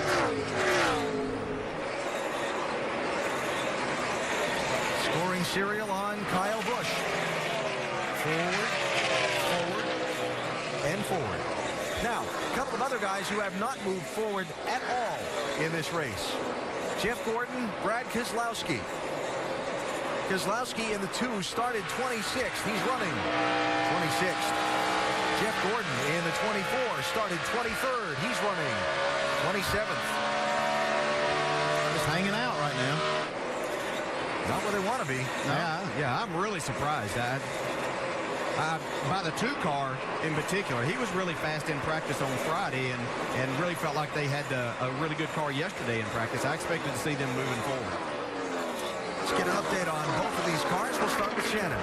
Well, they have been getting very aggressive with their adjustments on this 2-car. Track bar adjustments both times they've come down pit road, including air pressure, just really trying to fix it up, and it is going nowhere. Brad says nothing will make the car turn. He did radio into his crew chief and say, Paul, I am patient. I know you can fix me up. And this is what these 2 guys have. They have great communication, and they have a lot of confidence in each other. Duck? And we mentioned that Jeff Gordon started 23rd, moved all the way up to 20th, and now he's back in 27th position. As to what's going on with the car, well, listen in. Hey, Alan, it looks to me like the track is laid rubber. And what's happening is it's just losing grip. So when you're in the rubber, it won't turn. You know, gets loose or whatever, does. So I don't know what to tell you. Now, the not turning part, he said just a moment ago that the car is really tight on landing. When it lands coming off the corner, it's tight and will not turn. He's also very upbeat and positive with the crew a moment ago. He said, guys, we're really not that bad. Quite honestly, it's just hard to pass out here, but we're going to get there. But we're really not that bad as you look at where we're running right now. Alan? Doc, thanks. Jeff Gordon had the engine failure in the closing laps of last Sunday's race at Kansas. It dropped him all the way from 19 to 47 points behind the championship lead. That's more than a full race behind the leader as you look at a race for second now. That Kenseth 17 trying to get by Tony Stewart. So Gordon can't afford to have a bad. I mean, he's not out of it the way he started the night tonight. But another finish in the 20s while the guys he's racing for the title finish up front. Now, he's out of it if this is the way they're going to run. He's got to run that round. You're right. He's got to get up there and lead lap and win some races to get back in it. He's got to win 3 of these last 6 races, and what we're seeing right now is not going to get that done. He says they're not that bad, but they're not that far from getting lapped here.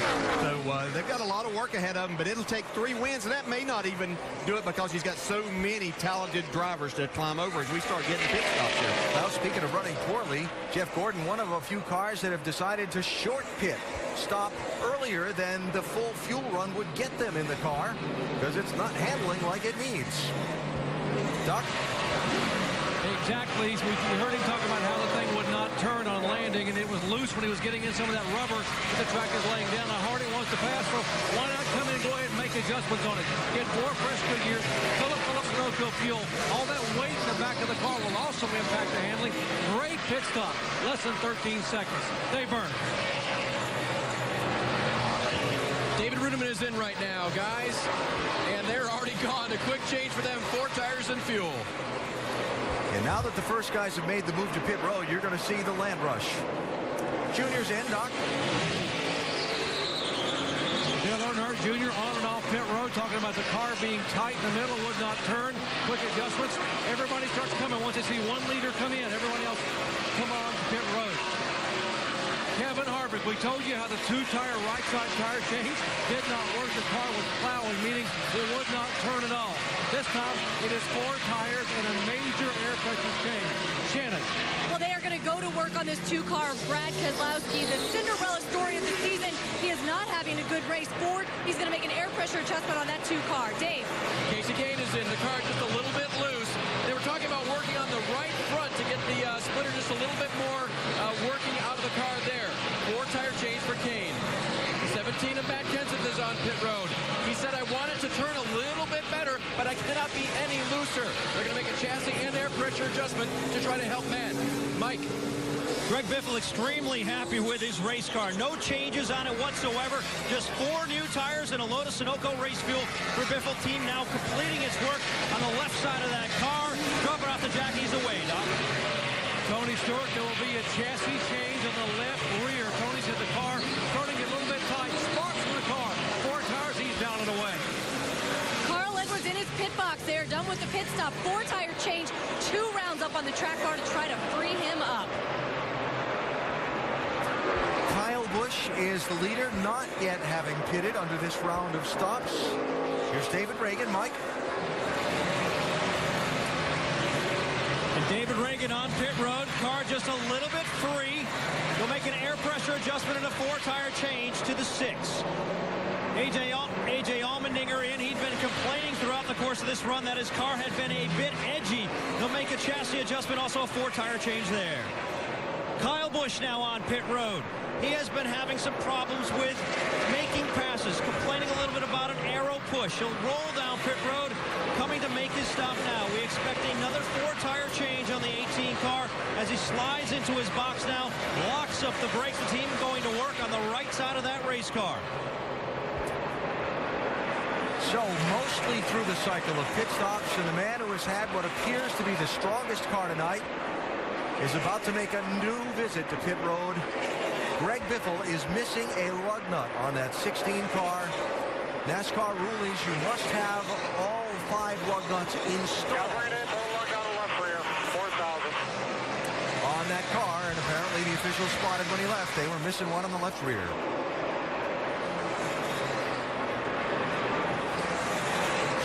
So watch the left rear and watch the NASCAR official. Thumbs up. They come around the car. Now watch on the left rear when he leaves. Yep, he saw it. You know, he didn't give the crew the signal until the car left, which made him have to come back. It's going to cost him a ton of time. The rule is they have to all be on. You know, they obviously can't check the tightness of all of them, but they all have to be visibly on, touching the wheel. So Biffle back to pit road, get that lug nut installed, and we'll see where he is as the scoring cycles out. And how far behind he is, the new leader, which is Matt Kenseth. Kenseth getting the jump on Tony Stewart. Remember, he was right behind Stewart, trying to take that spot on the pit stops. And his pit crew getting the job done and getting Matt out with what is now the race lead. Yeah, they just went by Greg Biffle, so he'll be one lap down now. AT&T Fastest Pit Crew of the Year award, Kevin Harvick's crew currently leading. You can help determine the standings. Vote from your AT&T phone, texting the car number to 234567 for the pit crew you think is the fastest and most valuable. Penalty for Greg Biffle. That puts Kevin Harvick out in front of the Bank of America 500. A lot of time left in this race for Biffle to try and rally back. 200 miles into tonight's Bank of America 500. Matt Kenseth is out in front by 1 1/3 seconds after Greg Biffle had a problem on pit road a moment ago that's trapped him a lap down. New second place car. Jimmy Johnson has just gotten around Tony Stewart to grab the number 2 spot. Where's that dramatic music? Here he comes.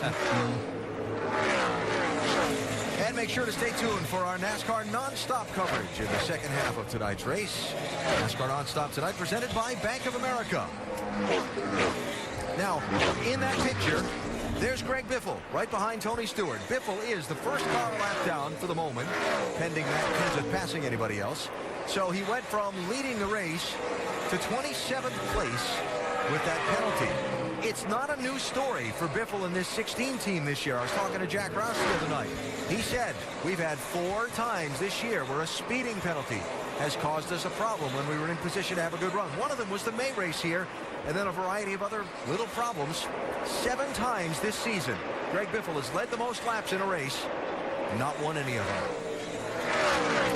But after it happened, Biffle on his radio to his race team saying, they're still in this.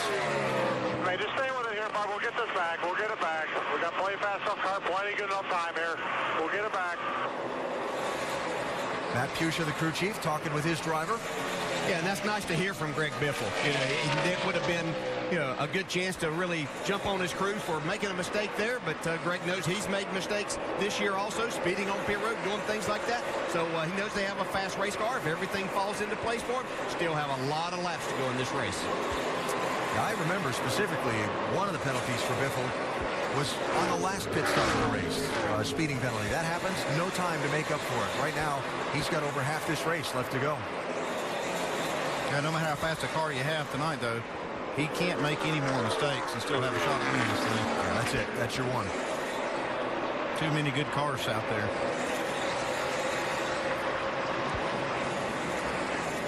Remember at Kansas last week, Jimmy Johnson dominating the race and led the championship standings for a lot of the night until Carl Edwards made that late rally, and literally in the final couple of laps, and Johnson wound up 4 points behind Edwards at the end of the Kansas race. Well, at 1 point per position, where they run on the racetrack now, Johnson in position again for a second straight week to possibly take the championship lead. But, you know, just the way that thing ended last week is why we can't really pay attention to that one. That's right. Because it changes so fast. He's going to have a lead in this thing in a minute. Yeah, he could have that, but I think Matt Kenseth is showing everyone, you know, he made some comments this week that maybe he didn't feel like that he was getting the respect that he deserves here in this championship battle, that he's right there in the mix for this thing, and I don't know if he's wrong about that part, that maybe we aren't giving him his due there, but I do believe he will have something to say about it before all of this is over. While we watch Johnson stalking Matt Kenseth away from the lead a minute ago, watch this right in front of Kenseth. That's Hermie Sadler in the 71 and Bobby Labonte in the 47. That's why the 48 was able to close up quite a bit. Matt getting out of the throttle and making sure everything was okay in front of him first. So So Johnson stalking the leader, Matt Kenseth. Still shy of halfway in the Bank of America 500. Back after this message and a word from our ABC stations.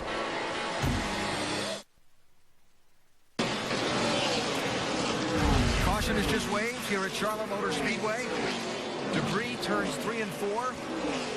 And the field slows from its 180-mile-an-hour pace down to the pace car speed of 55 miles an hour. Matt Kenseth gathered up by that pace car, and you see fourth in line there. And the first car a lap down, Greg Biffle in the 16. The Aaron's Lucky Dog free pass. He'll be waved around the pace car and be back on the lead lap. The bad break from the last pit stop, followed by a good break with the timing of this caution. I'm sure he'll put good use to that break that he's gotten there. Fast race car. It'd be fun watching him come up through the pack. I was just thinking, between Kyle Busch and now Greg Biffle, we'll be seeing some guys pass some cars. Kyle all the way up to 7th at this caution flag. And pit road open. Only 20 or so laps since they pitted. We'll see if there's some strategy here, Dave. Leader Matt Kenseth said his car is still a little bit tight across the middle, but he has better rear grip. They're going to put the second set over the wall, so it looks like Matt Kenseth will take 4. The 48 of Jimmy Johnson. They are going to work on the car just a little bit. Left rear wedge will be the adjustment. 4 tires full of Sunoco fuel. Mike? At the beginning of the run, David Reagan saying the car was just a little bit free, but towards the end of it, he said the car was coming to him. They'll make a 2-tire change on the 6, Doc. Tony Stewart says the car is tight on landing. Worse at turns 1 and 2. 2 right side tires. Stewart down and away and beats everyone off of pit road. Guys, oh, look at that mayhem there with Denny Hamlin sliding out of his pit box. Crowded there. A lot of 2 tires. Put a lot of good cars back in the pack. Yeah, Jimmy Johnson way back coming off pit road. Matt Kenseth too. So Tony Stewart's team going to try the strategy for that clean air on the nose of that 14 car. Watch this. Big charge to the scoring line at the end of the pit lane. Hello. M2. Look forward to seeing that on Sunday night, as we look forward to seeing the finish of this one tonight here at Charlotte Motor Speedway, all lit up for night racing. Put the lights in here in 1992. This race in the championship became a night race back in a few years ago, 2003. Jeff Gordon, extra time on pit road, Doc. Yeah, third time he's been in under the yellow this time, Alan. First time right side tires, second time left side tires. And this time they came in and put a rubber spacer in the right rear spring to try to help the car with the problem he's been having with tight in the middle and then tight on landing so they get the car to turn better for Jeff under throttle. So 3 pit stops under 1 yellow flag. Taking a swing at it. Gordon and Brad Keselowski about to be put a lap down in that last run. The caution kind of saved him and gave him a chance. So Tony Stewart first off the pit lane.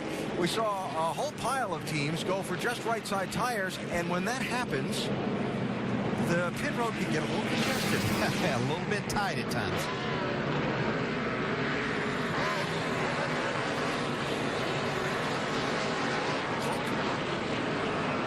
Oh, look out. Watch that 11 car swing out of his pit stall. Whoa, baby. Man, that's pretty crowded down there. Yeah. There's so much room to get out.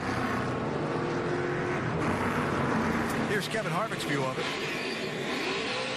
Go, stay in the middle, stay. All the way up. What are you supposed to make out of that?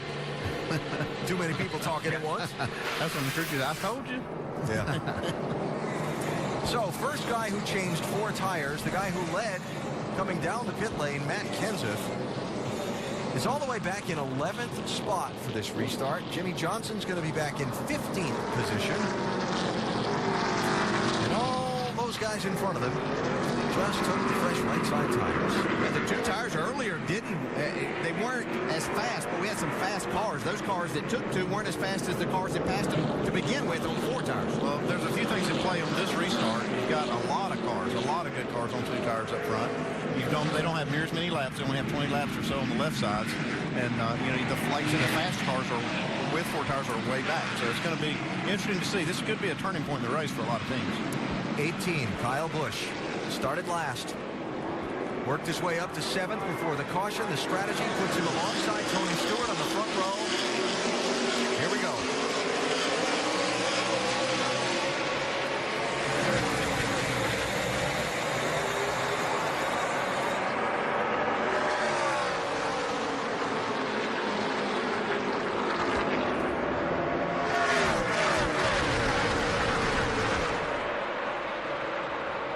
little side draft in there from Smoke. Playing a few games there. Kyle went back on his left rear there. Getting that clean air. Hang on. This could get ugly. Stewart holds on. I remember back to Chicago when Tony Stewart said he was going to be more aggressive on restarts because everybody around him was, so he was going to change his driving style. If you get out in front of that 18 on the restart, you've been pretty aggressive, Alex. Sure. That's an accomplishment. Oh, check this move out. Look at this. Danny Hamlin in that 11 car.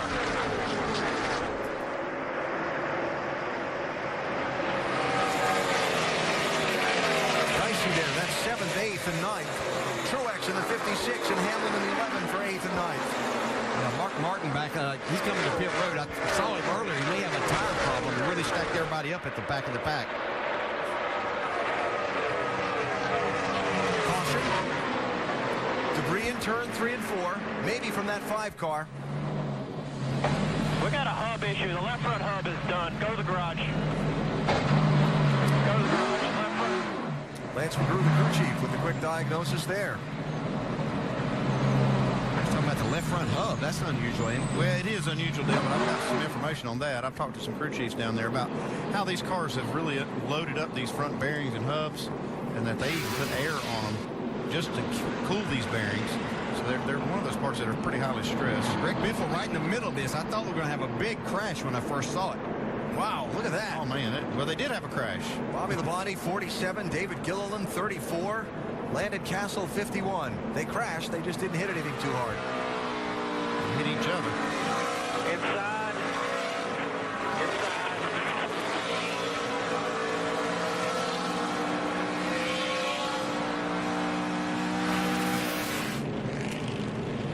Well, that's unfortunate. I talked to Mark Martin this afternoon. He was really excited about his race car. Said that he was able to drive this car further in the corner than any Sprint Cup car that he's ever driven here before. He thought he could really make some ground today. So the Hendrick team put that car up on jack stands and go to work on that left front suspension. Tim Brewer in our Craftsman Tech garage can show us what they'll be working on to fix that left front hub. Tim? Tell you what, AB, there's a tremendous amount of load on the left front, just like Andy was talking about. You can blow all the air you want to, but the bearing load is right here in this area, our cutaway hub. This is the inner race and the inner bearing right here. You have very little trouble with that. But this particular hub right there, that's a small version. A lot of the teams have gone to bigger bearings in here because the load is so great on this left front. AB? Hi, Tim, thanks. It was Steve Letarte that I talked to last week, actually, about it. I saw they had some air hoses going over to the front hubs and front brakes, and he said they're mainly cooling that hub because those bearings do get so much stress. But you don't normally see them in the garage area having to change them. Not the walk any crew chief like Lance McGrew wants to make during the race. From your pit box back to the garage to have that car worked on.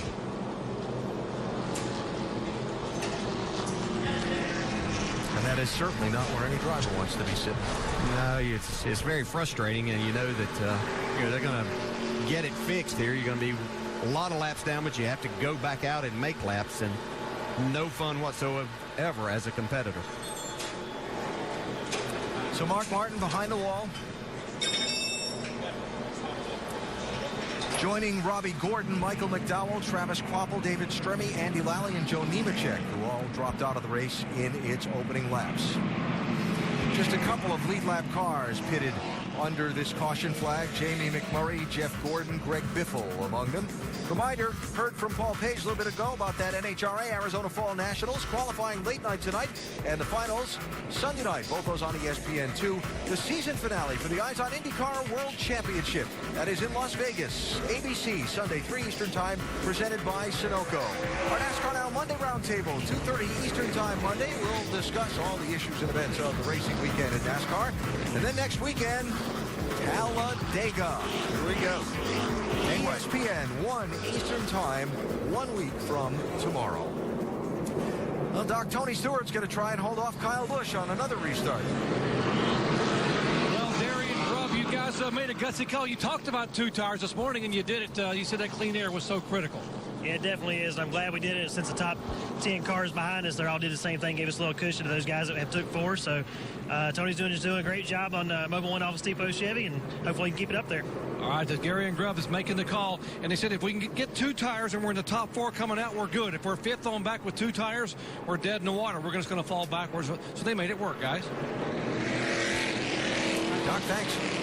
But as hard as Tony Stewart had to race to fight off Kyle Busch on that last restart, gets the load up and do it again. Well, he wasn't the only one. They was racing all the way back through the field. I mean, 3, 4 wide. And this is when you kind of hold your breath. Yes. First few laps on a restart like this at this racetrack, and you're waiting for that one slip in the crash that sweeps up 5 or 6 cars.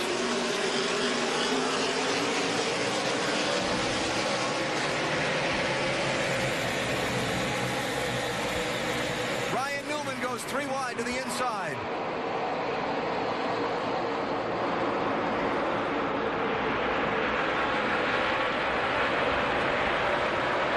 I don't know if Kyle Busch was trying to anticipate what Tony Stewart was going to do, or if Tony Stewart played a little game with him, but Tony, you could see Kyle try to kind of make a little lunge, and then that's when Tony took off, was after he backed out of the throttle. So I might not be too happy with that restart. Just like on Saturday night short tracks, all that these guys grew up on, right? Playing games. Who can get the jump on who? Matt Kenseth, look at the 17 car. I've been watching him. He took up to the outside going into turn 1 on that restart. He is making some ground up there. Now he's going to the bottom from Denny Hamlin. Remember, Kenseth took 4 tires on the pit stop a little while ago. He's back behind a lot of these guys he was ahead of. Well, those guys all took just rights. Yeah, let's watch this restart here. You can see the inside line, Kyle, by backing off there. Look, Ryan Newman, left side's off in the grass there. That's a pretty bold move, but you got to get what you can on these restarts. They know how close the competition is. Newman, Denny Hamlin, 39 and 11, 6th and 7th spots. And here comes that 17 car.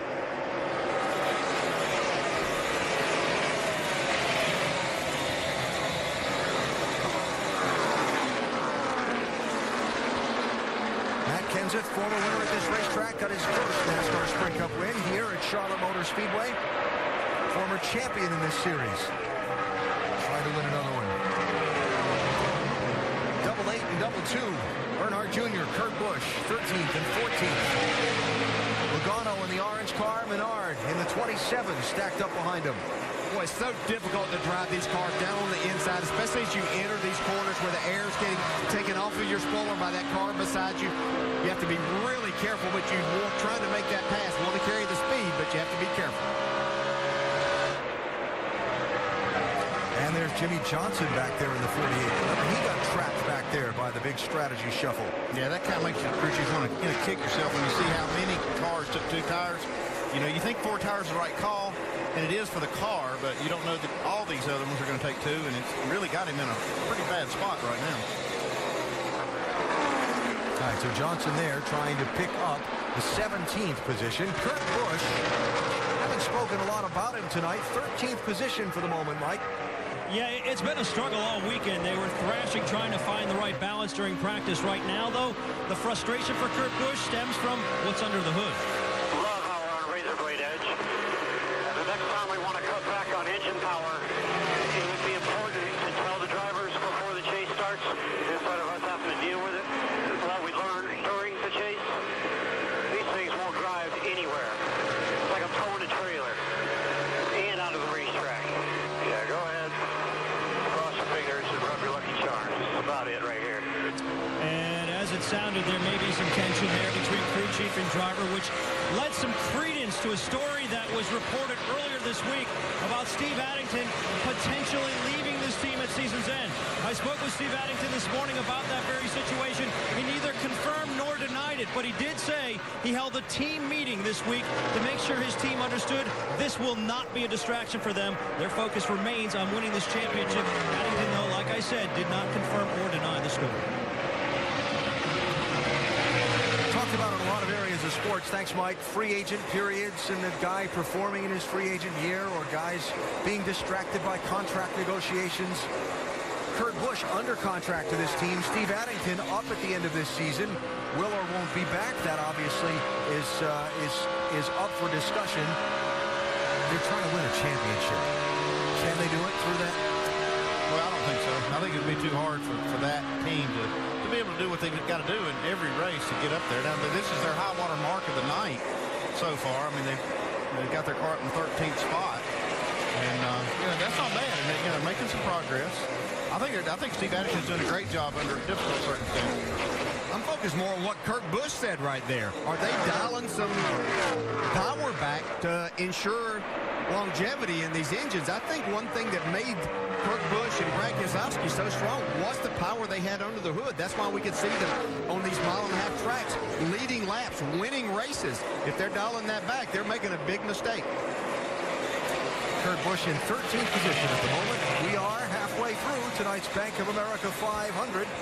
Tony Stewart is the race leader. And it is time to go NASCAR nonstop. Tonight presented by Bank of America.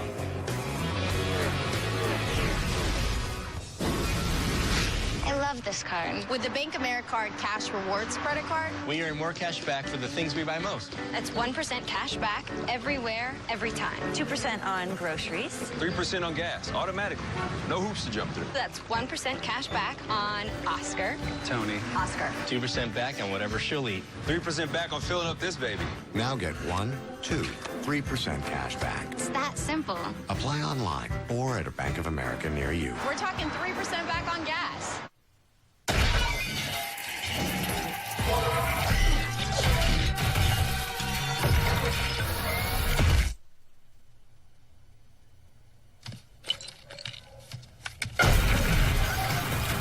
With DirecTV, you can start watching in one room, pause, and continue watching in any other room. Experience it yourself. Get your whole home connected for free. Don't just watch TV. DirecTV. Game day. It's all about being prepared. So when you set out your game day spread, be ready. With Bush's Baked Beans as part of your lineup, the perfect complement to juicy burgers and sizzling brats.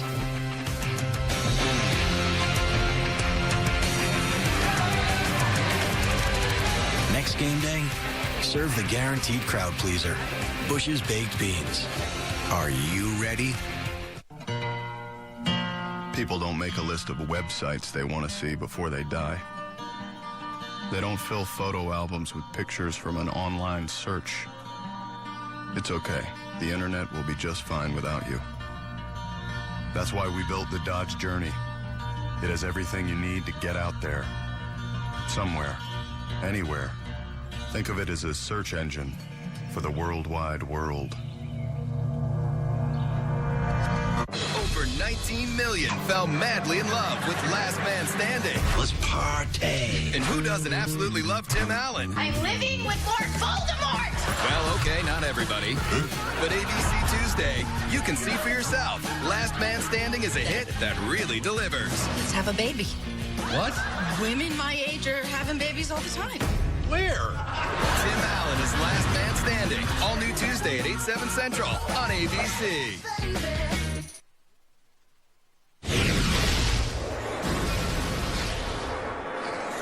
And the race for the lead in the Bank of America 500. Tony Stewart, 0.8 of a second ahead of Kyle Busch. Stewart started first, is running first. Kyle started last, is running second. Not as simple as that sounds. No. Tony has led the most laps tonight. Greg Biffle had the strongest car. Got a pit road speeding penalty, a little bit of, not a speeding penalty, I beg your pardon. Had a lug nut missing on our pit stop. Had to come back in and have that lug nut reinstalled. It dropped him off the lead lap, got a free pass, got back on the lead lap. Strategy on the last caution. Matt Kenseth was leading. Jimmy Johnson was not far from him. They got 4 tires on their pit stop. Stewart, Kyle Busch, and a pile of others just changed right side tires. It exchanged track position and their fortunes in this middle stage of tonight's race. Very clean race, by the way. All of the cautions so far, 3 of them for debris that have come off various cars. And the only major story mechanically is Mark Martin back in the garage area after the left front hub on that 5 car broke just a little while ago. Jimmy Johnson's not able to drive up through the pack on those 4 tires they've got. But Greg Biffle's not having much trouble. Not having much trouble at all. He restarted 25th at lap 159. You see barely 20 laps later, he's up to 16th. We'll see. They get a little tougher to pass when you get towards the front, but we'll see how that goes. They do, but I think Greg Biffle has the car to do it tonight. He seems to be able to make speed. If he needs to go to the middle, to the top portion of the racetrack, able to do that to get around some cars. It's been quite the season for Greg Biffle. Back in March, Biffle and his two pilots involved in an aviation accident in Kentucky when a mechanical failure caused the airplane to kind of skid to a stop on landing. That was in Lexington. All uninjured. Great thing there. A month later, signed a contract extension with Roush Fenway Racing. He and wife Nicole had a baby this season. And through all of that, Greg has been fast, but just not been able to take home a trophy from one of these tough-to-win Sprint Cup Series races. They are hard to win. We talk about all the time how you can't make any mistakes these days and really come back because there are so many competitive cars and teams and drivers out there. Just like tonight, we've got 27 cars still running on the lead lap.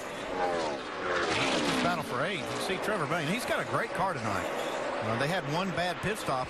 Actually, I think it was under green that they lost quite a bit of spots. But other than that, this car's really been fast tonight. And the man he's racing for position, Denny Hamlin. Interesting comments from Denny in his press conference here at the racetrack this weekend. Talked about Joe Gibbs Racing beginning to make changes to get back competitive again. Hamlin saying that he felt like they were slow to react to some things that they needed to do, and they fell behind, and now he saw those changes. He felt like the organization was on board with a direction that he felt would bring them back closer to the front in the coming weeks so that they could end 2011 on a strong note to launch into next season. Yeah, I heard him make comment, too, that was about how the drivers needed to be on board for the changes that they needed to make, which makes me think it's got to have a lot to do with the way the cars handle and the way they drive. Yeah, things that he sees with other cars and drivers able to do with their cars, they're not able to do that. I think that they have some work to do under the hood and on the bodies of these race cars. Doc, what do you know about this? DJ, you're exactly right. I talked to Mike Ford, the crew chief, about what he and Denny had talked about. And the best part is that these guys have remained very positive in the last 3 or 4 weeks. They're going to try to do the best they can. He said, we're not doing anything differently now than we have done last year when we came here. We were second in the point standing. And you see Joe Gibbs there on the box. Joe Gibbs is not going to let this happen much longer. Both the driver and crew chief believe their equipment, the car, the engine, everything needs to improve. They are not nearly where they need to be competitive in this chase. And although they're out here digging right now and trying to get a top 10 or maybe a top 5 finish, they don't believe they're nearly where they were a year ago. It's frustrating for everybody in the organization. One win so far this season for Denny Hamlin, and nowhere near where he was a year ago. Hamlin contending for the championship last year. This year he finds himself a distant 12th, best finish in the chase, 16th. Didn't see that one coming. Tony Stewart leading. 151 laps to go in the Bank of America 500. We're back to Charlotte after this message and a word from our ABC stations.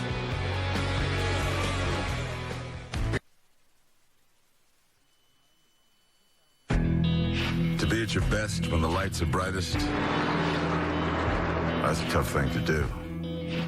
Because lights expose cracks, expose weakness. Unbelievable. You can't do anything out here. Nothing. With 6 races left, it's time to make a move. Don't be nervous, my man. We're all here with you. And to do it under the lights, in prime time, well, that's more than a win. That's a declaration. Who's going to make the declaration tonight in the chase for the NASCAR Sprint Cup? And the only night race in the chase, tonight's Bank of America 500, Charlotte Motor Speedway. Right now, Tony Stewart is declaring that a 2-tire strategy to get clean air at the front of this pack down on the nose of that car is worth a lot. Tony, not able to hold the lead earlier. The strategy getting him out front. He was able to get away from Kyle Busch on 2 restarts and move away from second place, approaching another set of pit stops. Tony's first 4 races in this championship, interesting, right? The 2 wins, Chicago, New Hampshire, the terrible race at Dover. He ran second last Sunday at Kansas to Jimmy Johnson all race long. A strategy call late that got him a little back in traffic. Then he slid through the pits on a final stop. A driver mistake that got him way back in traffic. And now Tony Stewart trying to regain some momentum toward that Cup. They're doing a good job. They got a fast car tonight, and they've also made great decisions at the right time. You can see Jimmie Johnson, he's back in 16th. He's not moved one spot forward since the restart with those 4 tires. So that decision they made really was a turn. I talked about a turning point in the race. It was a negative turning point for the 48 team. Won't be long before we see this 14 car on pit road again, will it, Doc? No, Alan, probably about 10 or 12 laps around lap 200. You know, you talked about Tony Stewart, the mistake he made last week. Tony was frustrated about how poorly they ran at Dover, and then embarrassed with what he did there at the end of the race last week and said nothing but winning counts from here on out. We're going to make a statement tonight. Mike. The 22 down pit road right now. They've been a little bit tight on entry, loose on exit. They've been contemplating what they should do to this car. They were thinking about putting a spring rubber in. They've decided not to do that. Instead, it's a 4-tire change and air pressure adjustment on Kurt Busch's machine. And it's happening again. Soon as the first move to pit road is made, here comes the charge. Dave? Jimmie Johnson had been squandering wallowing around in the 15th position. He's going to get a chassis adjustment for a car that, as he goes to the center of the corner, will not turn. Shannon. And right now on pit road, as you see the 48 of Jimmie Johnson on the left-hand side, pit stop's underway. Jeff Burton on pit road as well. He has been struggling with the handling of this car. He says he needs more grip overall. They're going to make an air pressure adjustment. 88 on and off pit road. Dale Earnhardt Jr. saying the car is getting better than it was. Turning better, still a little bit free on exit. And the 29 car, Kevin Harvick, remember that two-side, right-side tire change helped the race car. He said the car had been very free. It helped tighten it up a little bit. Now it's a 4-tire change for Harvick. Their idea, they got to come out of here with a top 10 finish and then go to their bread-and-butter track. Shannon. Carl Edwards in this 99 team, they've been working on this car all night. He's still a tick tight. They're going to make an air pressure adjustment for Carl. They're also going to take 4 tires. Remember, he took 2 on that last pit stop. Greg Biffle down pit road now. They go to work on that car. Biffle's been pretty happy trying to rally back from an earlier pit stop problem where they missed a lug nut. They'll do a 4-tire change to the 16. Otherwise, Biffle very happy with his race car. Kyle Busch on pit road. They go to work there. They did a 2-tire change last time down pit road. Expect a 4-tire change this time. They complete their service on the right side of that car. Swing around to the left side, finishing up there, Doc. 11 car, Denny Hamlin. They're going to put the wedge back in it, make a tri-bar adjustment. There's the 11 car, Denny Hamlin. He said they think they're on the splitter. Oh, trouble, left side, a little bit of miscommunication. A couple guys running together. Left side tires going on. Clock ticking away. Still not a bad pit stop. Just over 13 seconds. And now here is the leader, Tony Stewart on pit road. Right side tires last time. Got to be flawless. Got to get it full of fuel. Right front, right rear going on. Coming around. Everything working flawlessly here right now. Left side tires. Gas can up. 12 seconds, 13-7. A little slower than some of the others in the top 5.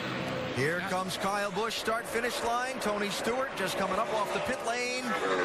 There's going to be a change of lead on that set of pit stops. Yeah, he was 1.4 seconds behind whenever Kyle Busch came to pit road. I don't know how Kyle does it and where he makes that time up, but he does it every green flag stop. And that's how you go from last to first. Cycle of pit stops not yet complete. J.J. Yeley in the 38 car, the only car that has not come to pit road yet. The 38, one of the cars that came in at lap 156. Remember, we had the handful of cars in under the debris caution when Mark Martin went to the garage. So he's got a couple more laps he can run before he needs to hit the pit lane. And all these drivers know that. They're trying to get by there in case the caution would come out. They could be on the lead lap without having to take a wave around.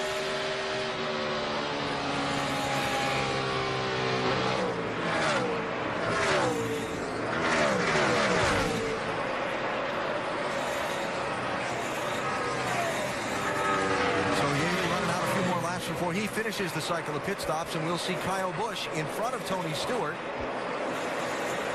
by nearly 2 seconds. See, the pit crew definitely doing their job. That's 1 second of it.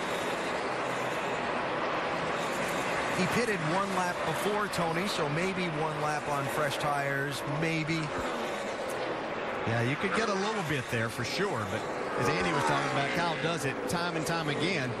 So it's a lot of his ability to get on and off of pit road a little bit quicker than most everyone else. Behind Stewart, Carl Edwards will move up to eventually third on the exchange of stops, then Matt Kenseth and David Reagan. And J.J. Yaley hits pit road, so there is your new leader, Kyle Busch. On the exchange of green flag pit stops, goes from 1 4/10 seconds behind to 2 1/10 seconds ahead. Time to go NASCAR Nonstop, presented by Bank of America. People think because I spend all my weekends at the racetrack, my life is predictable. Actually, things are constantly changing. And whether I need to protect my ATV, my truck, a new home, cover my home away from home, having life insurance, or a growing business, with Nationwide Insurance, I can bundle them together and save. You can too, up to 25%. So call Nationwide Insurance today to bundle and save. Nationwide is on your side. Call 866-500-5555. Hey, that's a good idea. What? Cracking it like that could be huge. Think someone will steal it? The Winklevoss twins? Who'd do that? Do it cautiously. Wonderful pistachios. Get cracking. If I were cheese, I wouldn't want to let go of myself either. Come try the cheese-inspired dishes on our 2-4-6-8 value menu. Only at Denny's. Small space, meet big power. The Craftsman Compact Right Angle Impact Driver. Over 3,000 impacts per minute for powerful torque on the toughest projects in the tightest spaces. Craftsman, trust in your hands. Your car is everything. Your taxi, your moving van, your baby. And for over 30 years, AutoZone has had the parts you can count on to keep it going. But parts are just part of what we do. We're part buddy, part mentor, part of the American way of doing things. So whether you're Mr. DIY or a master mechanic, AutoZone has your back. Parts are just part of what we do. Get in the zone. AutoZone. Wow, what's that? Oh, it's the new AT&T smartphone. Nice. I wish I could afford one. Yeah, I got a good deal. Look at that screen. Fast, too, right? Oh, yeah. Last week, FITD. It streams movies. Real web browsing. Turn left now. Look at this camera. Hold on. Let's get a photo. I'm listening to downloaded music. Oh, I can afford that. See ya. The AT&T Impulse 4G. For $29.99, there's no excuse not to get your own. AT&T. Crystal, who are you wearing? Fabulous bag. What's in it?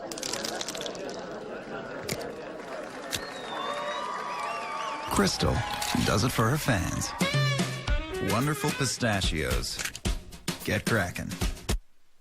Hey fans, customize my gear. My gear. My gear. My gear. Only at the NASCAR.com Superstore.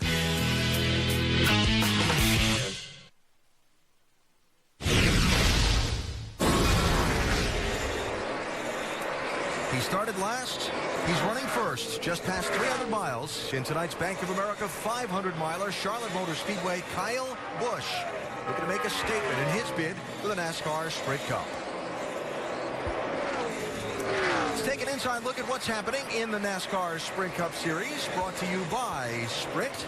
Driver to start the furthest back and win a race at this racetrack is Jimmie Johnson. Started 37th in May 2003, riding on board with Johnson. Top screen, of course, Kyle Busch tonight. Last to first, that means he's picked up 42 positions in this race. Very impressive. Get closer to the NASCAR Sprint Cup Series with unlimited access to highlights, news, and more. Learn more at sprint.com/speed. That'd be a hard record to break, won't it? It goes on. Yeah. Unless they add to the field.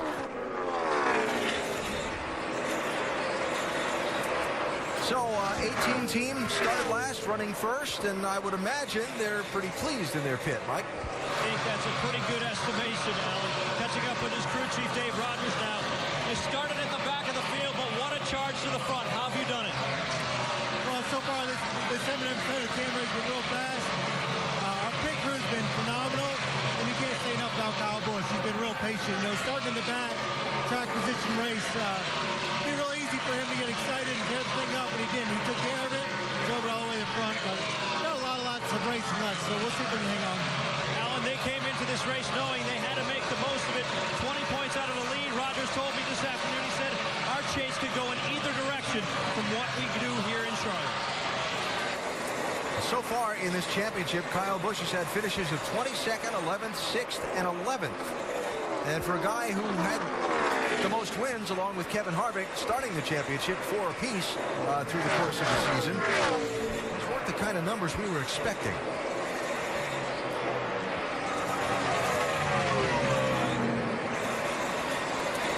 So Kyle got his way to the front in part by a strategy call, a 2-tire call made by crew chief Dave Rogers. Jimmy Johnson was up at the front. When that last round of caution flag pit stops, they went for the 4-tire change, and it kicked him back into the pack, and he just hadn't made any progress to the front. Dave? After the last round of green flag pit stops, he's picked up 1 spot on the track. Now, before that, he had an interesting radio transmission. Listen. Too long with those fronts closed, and it's the only way I can keep up. Yeah, well, if we end up falling behind the wall, we're going to be in a worse position. So, okay. And when I lose spots, still telling you mechanically we cannot do that. So just calm down. Now we got the adjuster all the way to the rear. All right, that's an adjustment I'm not too familiar with. Andy, DJ, you know what's going on there? Well, I don't know exactly what it is, Dave, but we saw the 5-car have a problem with the front hubs. I'm just wondering if it has something to do with putting air on the front suspension, and now Chad Canals knows about the 5-car's problem. Maybe he's pretty sensitive to it, wants to make sure that they don't have it. A couple of teammates exchanging third place. Matt Kenseth by Carl Edwards. Saw the wave there. Carl with the white gloves, giving Matt a wave, saying, yep, I'll let you go. Yeah, both of these cars yesterday, I don't think if you talk to either one of them, they thought during practice that their cars would be capable of running in the top 5, and they've both been very solid throughout this race so far. Roush Fenway Ford's running 3rd, 4th, and 5th at the moment. And by the way, Greg Biffle has worked his way back into the top 10. Yeah, he sure has. He's on a mission to get back up there and show that he has the best car here tonight. But, you know, back to talking about those cars yesterday, not very good in practice. Some guys that we heard talk about their cars being great yesterday in practice, they're not running very well tonight. So it just shows you the big difference. The surprise factor we talked about that Jimmy Johnson and Carl Edwards were discussing earlier.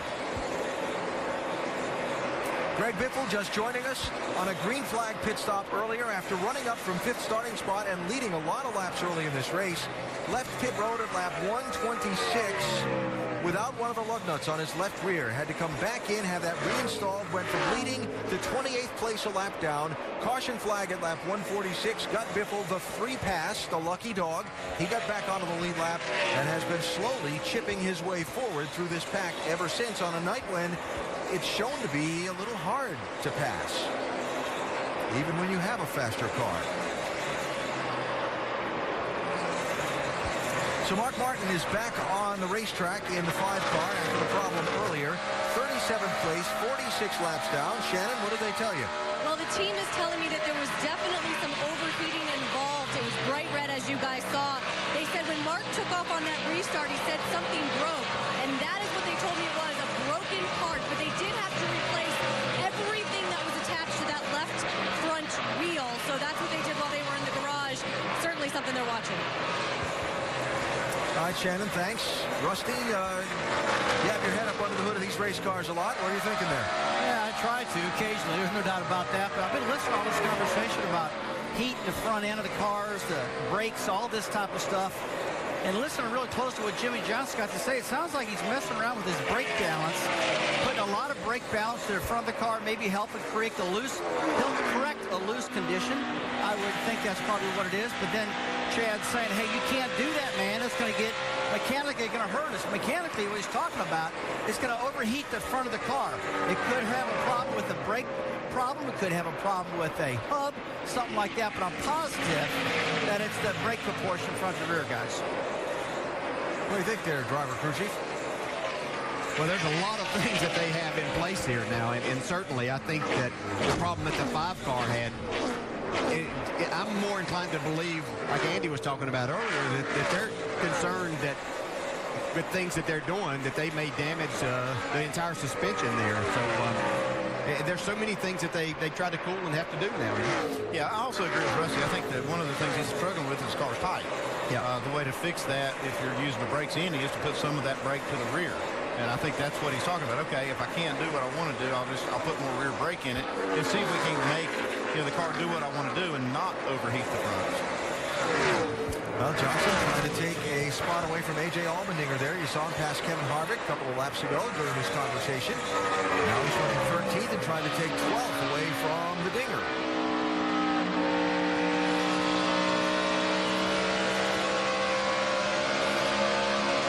Coming up on 350 miles in the Bank of America 500. Kyle Busch is the leader. We go NASCAR nonstop, presented by Bank of America.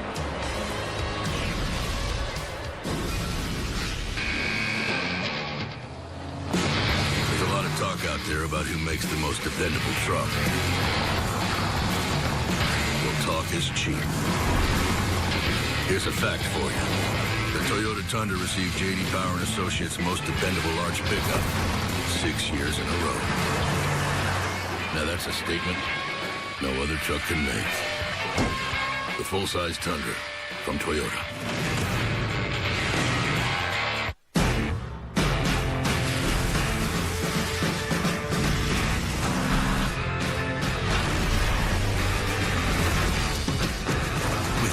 Horsepower, dual overhead cams, and fierce acceleration, the Gator XUV 825i will shatter your expectations.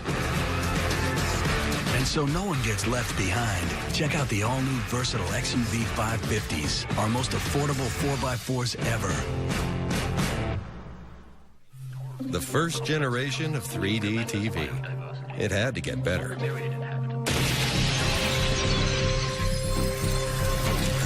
Introducing Vizio's Theater 3D. Leave behind the expensive battery-powered glasses, the screen flicker, the darkened picture. Just put on the same glasses you use in the theater and enjoy. The next generation of 3D TV from Vizio. Entertainment freedom for all. As a fan of the NASCAR Sprint Cup Series, I want to get as close to the action as I can get. One way to do that is to use the NASCAR Sprint Cup mobile app for my HTC Evo 4G. Another way is to hide in the back of Carl Edwards' car. Yeah, Carl! Whoa, we're getting ramped! Get unlimited access to the chase for the NASCAR Sprint Cup with highlights, news, and more. Truly unlimited data, only from Sprint. This is not as safe as I initially planned. Well, that kicking cone is gonna smack you right. Punch you in the mouth, don't put up a fight. Hide crispy onions from way out west. Don't nab it, hot dab it, that chill is the best. Cool your sizzle with a bacon and blue. I done reaching for my hatchet, let's split it in two. Mean blue cheese, say please, please, please. That BLT will bring it to your knees. The new Kickin' Coney and Bacon and Blue Dog. Giddy up. Get your premium beef hot dog on for just $1.99. This is how you Sonic. NASCAR said, have at it, boys. And the drivers sure took that to heart. It's all about no limits in Texas. Hell, we've seen Gordon and Burton scrapping on the backstretch. Jimmy Johnson's crew chief fired his pit crew mid-race. These are my kind of guys. Get 2 front stretch tickets for only $99 to the AAA Texas 500 and see me, Trace Atkins, in the Axe Salute to the Military pre-race concert. Go to TexasMotorspeedway.com for tickets. NASCAR. It's in my blood.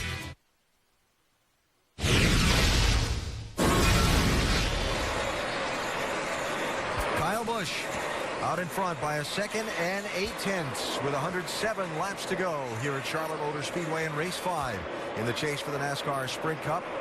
Beautiful look down on this sparkling mile and a half from our aerial coverage tonight, provided by Goodyear. You know, when you leave the Charlotte Douglas International Airport on a northbound flight, you fly right over the top of this racetrack. Folks flying tonight are getting an extra show they probably weren't expecting. Speaking of a show, Monday Night Football, ESPN, Brandon Marshall and the Miami Dolphins looking for their first win against AFC East rival, the Jets, while Mark Sanchez and company are trying to stay undefeated at home and kind of get back in playoff form.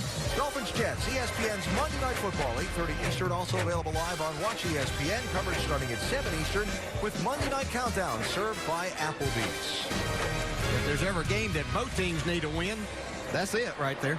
Do you have any idea what Brandon Marshall was talking about the other day? How long he's going to be in this game? No. Lost me. Letting it all hang out and maybe I'll be out of it by halftime. I don't know. We'll see. Kyle Busch in the game was too. Yep.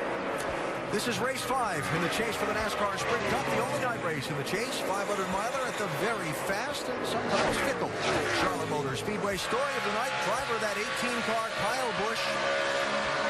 Team had to change engines after they stripped the bolt out in doing its maintenance work, getting ready for the race.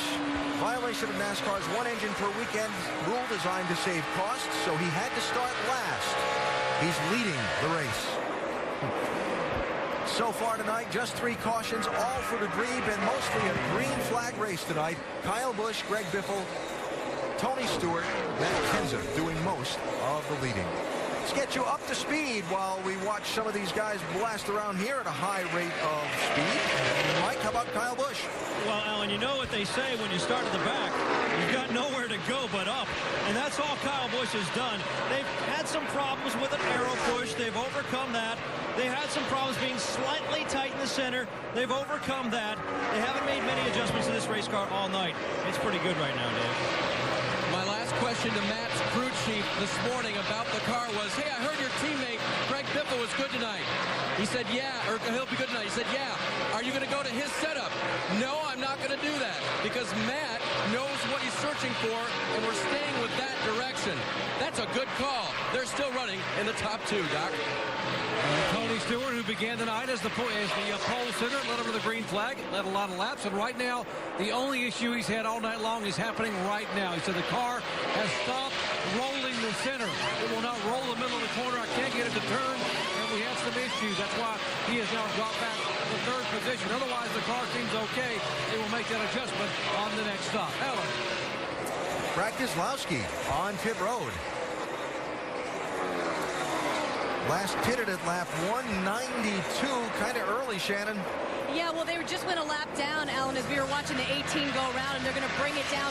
Struggling with this car the entire race. They have managed to stay on the lead lap until this point, bringing it down for 4 tires and fuel.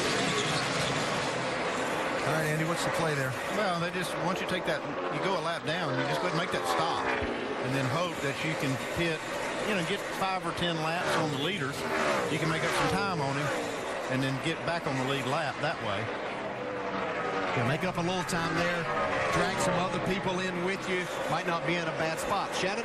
Jeff Burton, the car has been tight all race long. Air pressure is what they've been calling for all day. They're going to go for it again, guys. And we're going to see a whole wave of guys trying to move to pit road early, Doc. Exactly. There's the one car, the defending race winner from a year ago there. Steve McMurray trying to get his car dialed in, then 3 off, and let's go to Mike.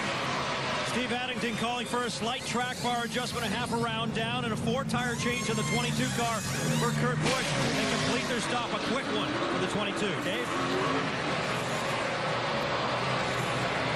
48 car of Jimmie Johnson is in right now. He said on this run it was a little bit snug going through the corners. He's going to get another chassis adjustment and an air pressure adjustment for Johnson. And Tony Stewart very, very tight. He told him a moment ago it would not roll the center of the corner.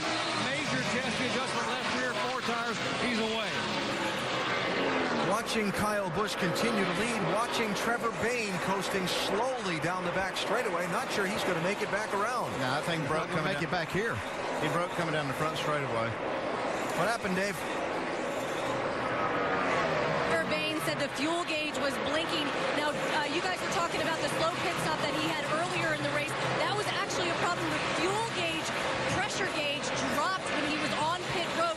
It did come back up, but that's kind of been a plaguing thing for this 21 team, and it was a fast race car all day. Caution on the track. for Trevor Bayne's car. Man, I can't believe he ran out of gas in that few laps, but man, that is a tough break. This car was super fast tonight. That's what happened. He just ran out of fuel right here at start-finish line. Actually on the front What'll straight be wrong in the fuel cell? Has to be. I mean, that's 2 laps less than last time. Something's wrong, Nick. We're out of gas.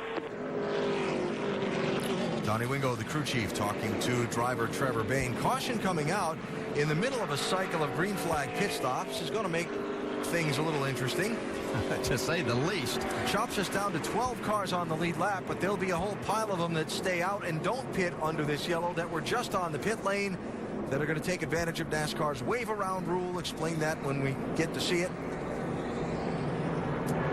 Tony Stewart, first car not on the lead lap when the caution comes out, so he is going to get the free pass. 13th place Stewart. And Trevor Bayne was doing such a great job. Andy and I were watching so many times that he had the fastest lap on the racetrack in the top 10 all night. Very competitive. Yeah, they made a good green flag stop the stop before, so they were moving their way back up. Looked like they were going to be in the top 5 before too much longer. That's not what they needed there. Man, that's too bad. Stops with 95 laps to go here. Dave? Matt Kenseth will give up the second position. 4 tires for Matt. They'll get an adjustment for a car that has gone loose. And that'll be an air pressure adjustment, it does appear. The 9-car Marcus Ambrose in as well. Great night for them so far. Been running in the top 10 most of the night. His car losing the front grip. He'll get an adjustment as well. Shannon? Carl Edwards is still your points leader. Says the car is the best it's been as far as speed is concerned. He still is a little bit tight. They're going to make a track bar and air pressure adjustment. Mike? Dave Rogers asked Kyle Busch what he needed. Busch said nothing at all. 4 tires and fuel on the 18. 18 and 17 will be the first 2 off the pit lane. Kyle Busch, Matt Kenseth. And yes, the herd thinned by the timing of the caution. A bunch of other guys are going to get back on the lead lap, but those who had not pitted, like Greg Biffle in that 16 car, just gained a lot of track position. Yeah, big break for him. Fast race car, and up there, will be right up there with the leaders now. Another one, Casey Kane, coming to the front late. We'll reset the order for the restart after this from our ABC stations.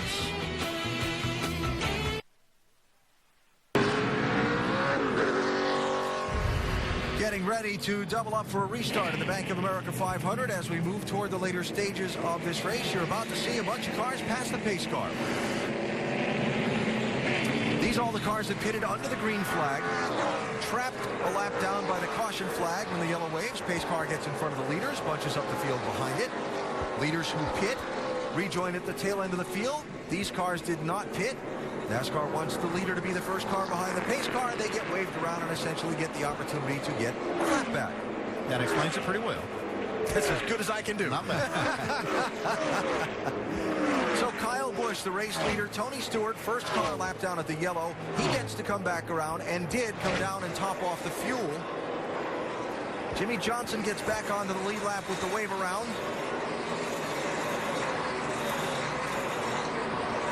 And he is the only one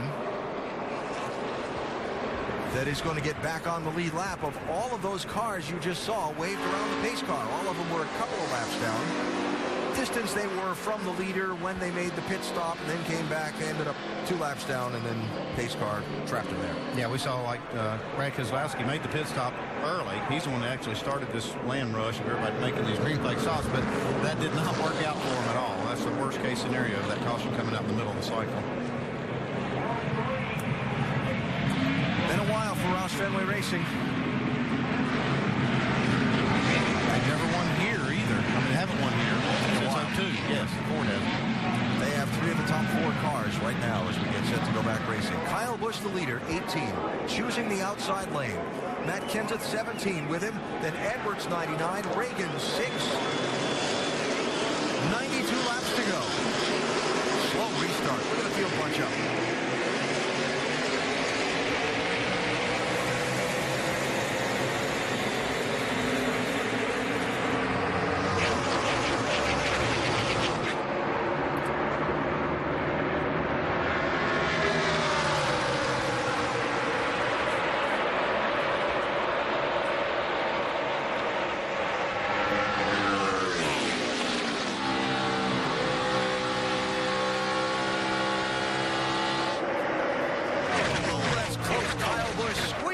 in front of Matt Kenseth to reclaim that top spot.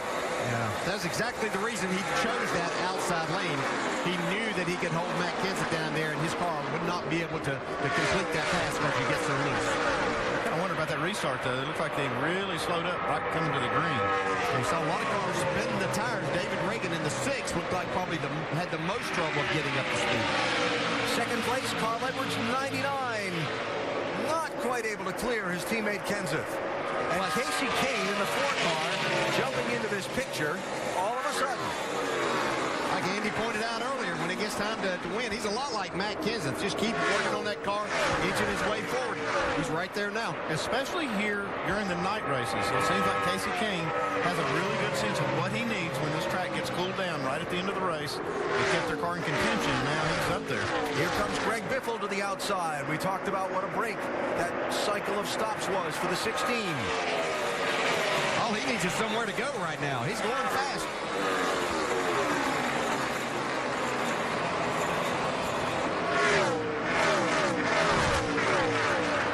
See, all of these Fords working really well up there right now. All right, couldn't find a lane on the outside. I'll try the bottom. Yeah, that was good patience by Biffle there, knowing how good a car. Look at him just wheel this thing off the corner. Never backed out the gas. When that car looks to you like it's dancing around like that, it is at 180 miles an hour.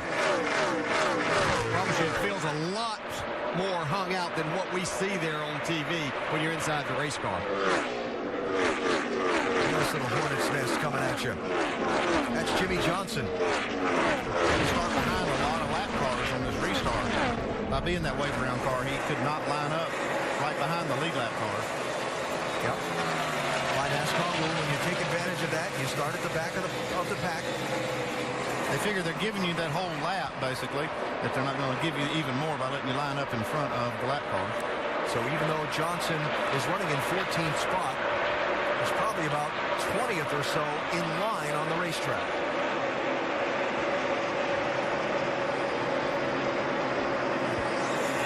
Trevor Bayne, car that brought the caution out, back under power, 33rd place, 3 laps down.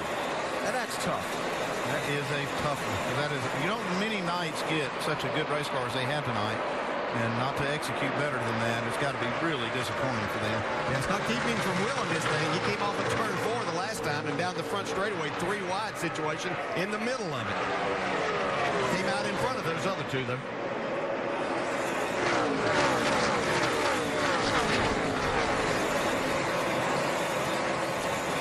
So Kyle Busch has settled into about a 1-second lead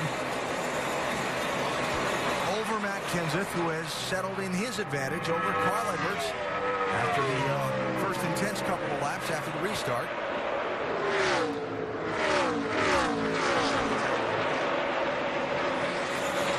Remember when we saw Matt Kenseth squeeze in front of Carl Edwards earlier, and Carl gave the wave up? We caught this on their radio just after that pass. Clear right there, all clear. You gave it to him. Thank you. Matt? That wasn't me. I think it was Matt. Thank you. No problem, buddy. Pretty good at switching that radio around. Yeah, I agree. He's the best I've ever seen at it. I think he has left a speed dial there, old boy. Conversation with the teammates while they're racing at speed against each other. 4 and 6, Kane and Reagan racing for 5th and 6th, while Dale Earnhardt Jr. has just come to pit road, Doc. Quickly came on, said, got an issue. They said, come down just 4 tires. Vibration, he's down and away. An unscheduled stop for the 88 car, guys. That'll hurt. It seems like it's something every race with the 88 that they keep working on it and just can't seem to put together a full race. So Kane passed Reagan for 5th behind Kyle Busch, the race leader with 82 laps to go. The NASCAR Nonstop presented by Bank of America.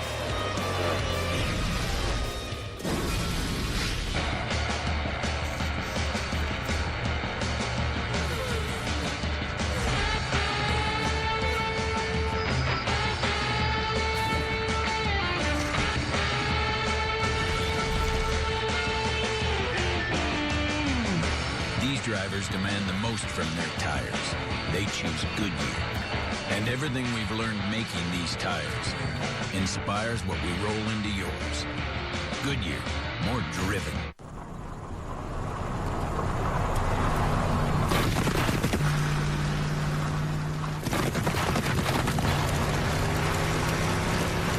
You won't find the toughness of a Ram 1500 combined with the legendary power of a Hemi V8 in any other truck. It's a beautiful thing. Guts, glory, Ram.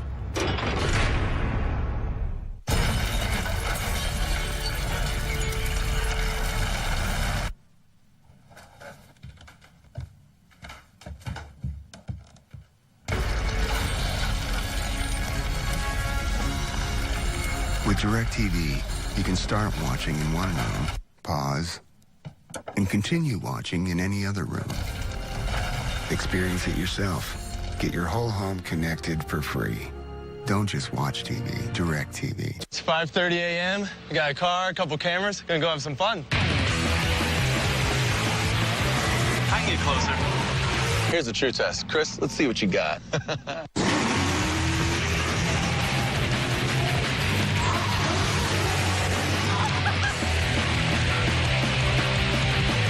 NOS High-Performance Energy Drink. Power through. Find NOS at your nearest Dollar General store. You ready for this? I just signed the whole family up for unlimited mobile-to-mobile minutes.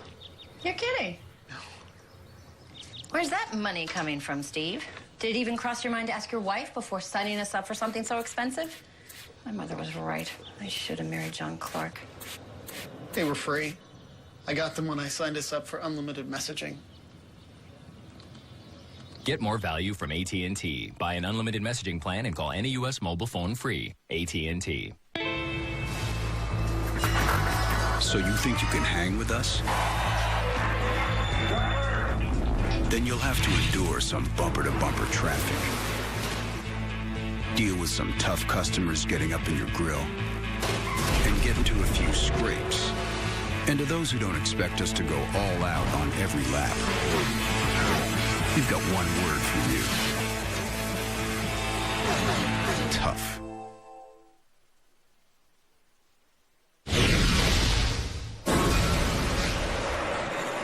Kyle Busch started last. He's running first with 75 laps to go tonight here in Charlotte. Over 19 million people welcome Tim Allen back to ABC, making Last Man Standing television's newest comedy hit. ABC's Last Man Standing, all new Tuesday, 8/7 Central on ABC.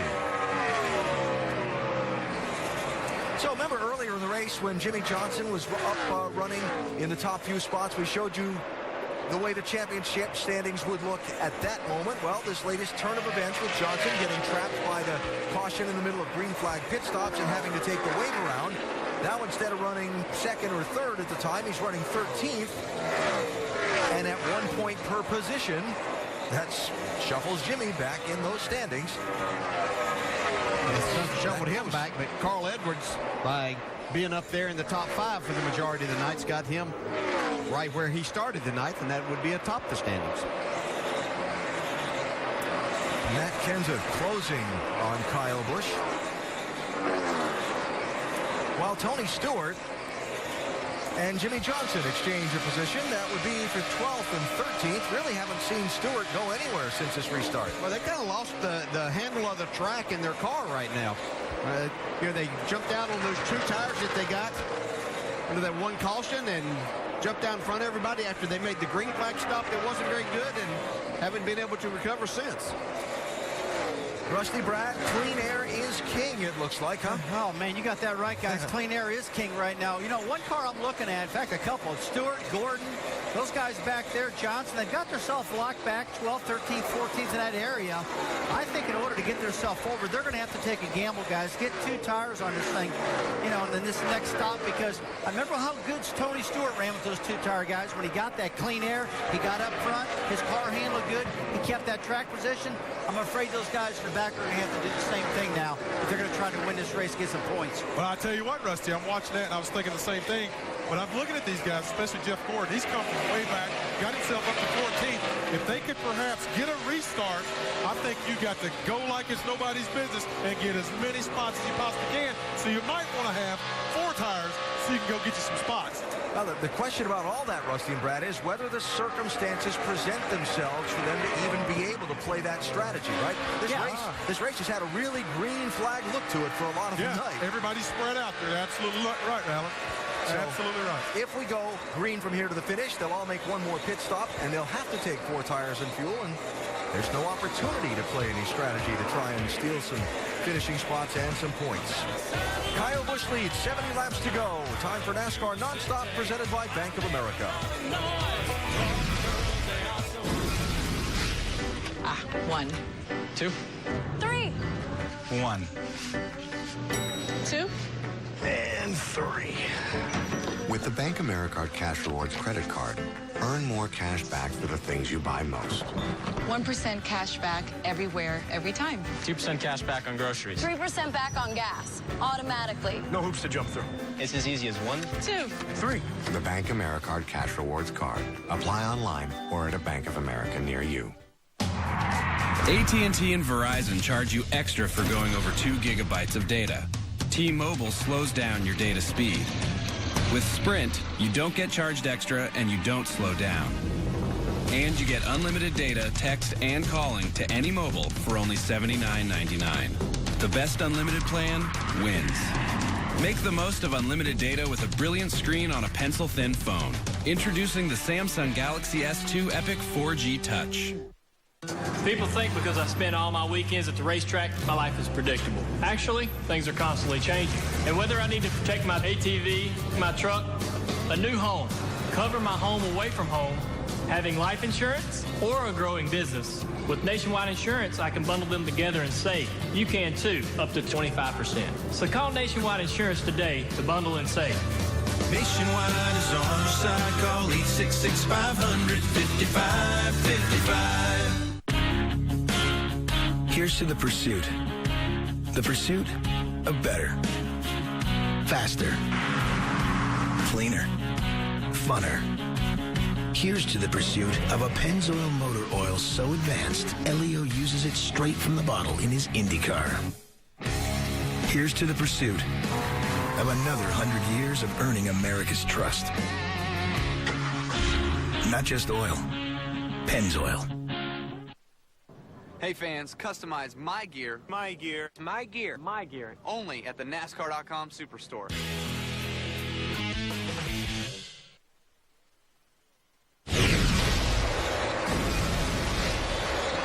Following Kyle Busch around the Charlotte Motor Speedway from our aerial coverage tonight, brought to you by Goodyear.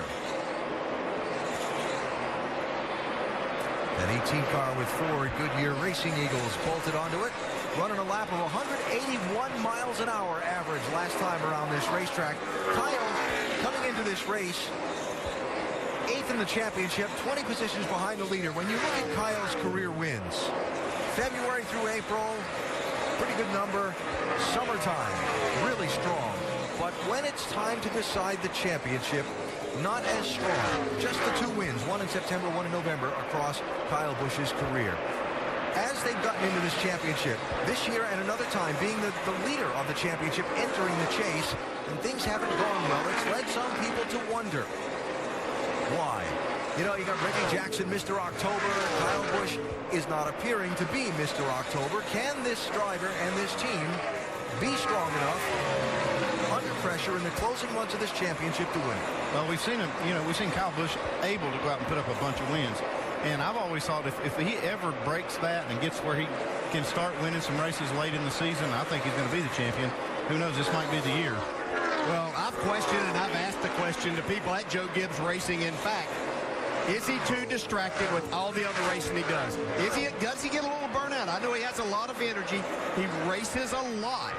But in this chase, the only people that we've seen win these chases so far are people that are running strictly these Cup races. They don't have any other distractions. Now, I know Carl Edwards does a lot of other things, too. He hasn't won a championship yet either. So, until that, I'm going to think that he can't put all the focus that he needs to into winning a Sprint Cup championship. Speaking of championship, Auburn Tigers, last year's college football BCS champions. And if you are just joined us after watching Auburn beat Florida tonight, you're watching Kyle Busch try to hold off Matt Kenseth to lead in the late stages of tonight's Bank of America 500. Mike Massaro is in the Kyle Busch pit. With his crew chief, Dave Rogers. And Dave, now, as we enter the critical stages of this race, about 60 laps remaining. From a race strategy standpoint, how do you see this thing playing out? Well, it's been a track position race all day. We're the exception. We favored last. We're leading, but it's just so hard to pass people. Even when we're going by lap cars, we slow down a lot. So we're going to do all we can to protect our track position for the rest of the night. You get the perspective of another one of the contenders here tonight. We go to Dave Burns. With Jimmy Benning, he's a crew chief for Matt Kenseth. Jimmy, you told me your night might not be that great. Were you surprised how well Matt's done tonight? It's been pretty good. You know, we need a little bit more. We're a little bit too free right there, but we'll keep working on it. When does your final fuel window open? We can make it to our next window.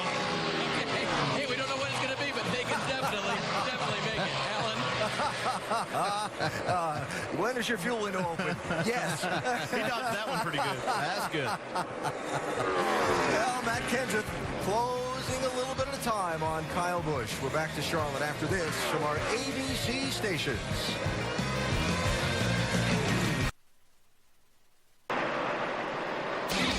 ESPN's coverage of the Bank of America 500 on ABC. Brought to you by Bank of America, the official bank of NASCAR. Sprint, proud sponsor of the Chase for the NASCAR Sprint Cup. Craftsman, trust in your hands. And Gillette Fusion Pro Glide and the Irritation Defense Line. Help defend your skin. A very fast Bank of America 500 so far tonight at Charlotte Motor Speedway. Just 4 caution flags, either for debris and one for a car stopped on the racetrack that was out of fuel. No crashes tonight, somewhat surprisingly. And a race for the lead between 18 and 17, Kyle Busch and Matt Kenseth, as we approach a round of green flag pit stops very soon. Dale, very few cautions. The cautions we've had have all been very quick. The effect on a driver at a fast racetrack like this is what? Yeah, you have to be fit right now. That's whenever we see the drivers that really keep themselves in shape, doing well right now, because we talked about the amount of grip, the banking in the corners, a lot of G-forces there, really tires you out. So you have to be in shape to handle this at the end of the race, because you have to go fast. The track's just getting faster as it continues to cool off. Where do you feel the fatigue first? I mean, you feel it in your neck, your arms? I mean, what gives up first? Yeah, your neck is where you start to feel it. And that makes it hard to focus down into the corner, getting back to the gas and being able to get the car through the center of the corner as fast as you need to and on the exit. Really slings you over to the right side of the seat. Whoa, that was close with that 17 car. Just a little bobble there off turn 4. But in it. And these front 4 look like they're closing up. Edwards 99, Biffle 16, closing in. I'm looking the man that's the most fit of that group. Not saying the others aren't pretty fit, but I know Carl Edwards in the routine that he has of keeping himself in good shape. See him keep closing in. He's been one of the top 3 fastest here over about the last 6 laps. Beginning to see some cars trickle onto pit road for green flag stops.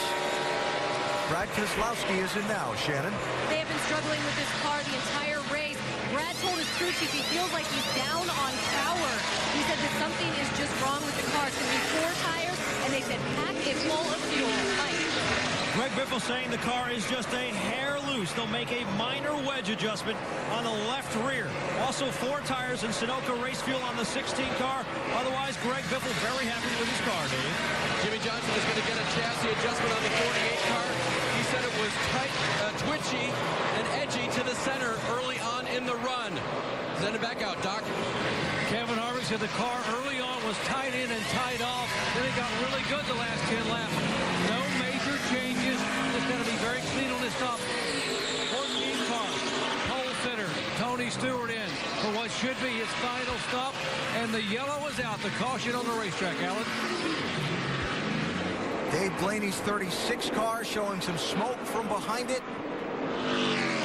And the cause of the caution. Did it let go or are you still running? Boy, that's going to mix things up again right here in the middle of this green flag cycle.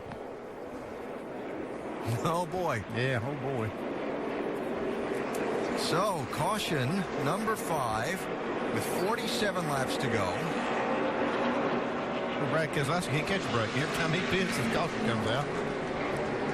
Last time, Tony Stewart was on pit road just before that caution came out and ended up the first car a lap down and was able to get the free pass and get back in cycle with these leaders. This time, Marcos Ambrose is going to get the free pass. Greg Biffle. Check that. NASCAR rechecking its scoring. Greg Biffle is going to get the free pass.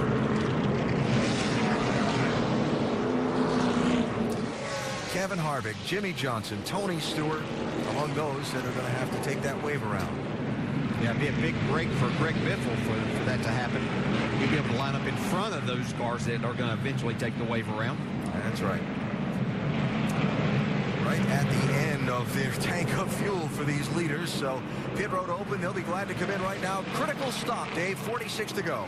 We heard Jimmy Fennick say that Matt's car was just a little bit loose, so he will get a 4-tire change, a windshield tear-off so he can see what he's doing, hopefully win this race. Air pressure adjustment for Matt. Meanwhile, in the triples, the 4 of Casey Kane. He comes in with a very loose race car. They'll go up just a quarter turn on the left rear wedge. Shannon. Carl Edwards in that center box. They're going to continue to try to free this car up. Track bar, air pressure, 4 tires, full of fuel. Mike.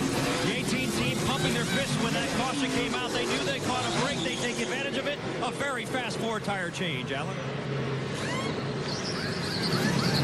So Kyle first off the pit lane. I think Casey Kane gained a spot.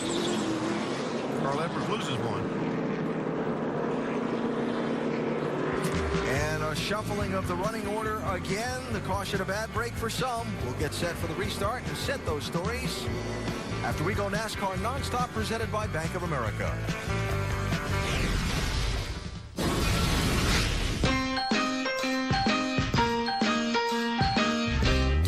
Those I think I found so to make me happily ever after. I say I love you, and I said more. My one and only, I can't lose. Oh, don't stop doing what you do. Have I paid my dues just to be with you? And don't stop doing what you do.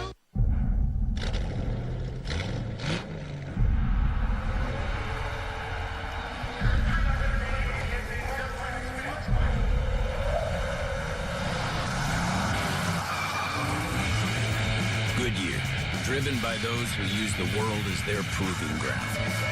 And everything we've learned making these tires inspires what we roll into yours. Goodyear, more driven. Oh, Rudy, you're so nice to me. Well, no more. No more Mr. Nice Guy. Oh, and you're funny, too. That's cute. Mike, there's nothing funny about it. I'm the new Aaron spokesperson now, and there's nothing you can do about it. Did you empty my bedpan? Hey. I'm the man. Yeah, Mr. Butler's here. Come on. Okay. You stand right here behind me, the official Aaron spokesperson, handpicked by Mr. Ken Butler. What a suck-up. Action. Remember, when you want a guaranteed low price on brand name furniture, electronics, appliances, and computers. You don't need credit. All you need is Aaron's. Say cheese. Are you smiling yet? Of course you are, especially since the new Let's Get Cheesy menu starts at just $4.99. Only at Denny's. America's Diner is always open. When a job calls for more muscle than a drill, Craftsman impact drivers answer the call, delivering over 3,000 impacts per minute, giving you greater torque for greater force to power through the toughest jobs. Craftsman, trust in your hands. Because of these changes, the battle for the 2011 NASCAR Nationwide Series trophy is going to be one for the history books. Let's continue by taking a look at some of the new cars that you'll see on track this year. Collect all 4. Are there going to be any drivers on this tour? Ta-da! Can they breathe in there? The 2011 NASCAR Nationwide Series. Something new around every turn.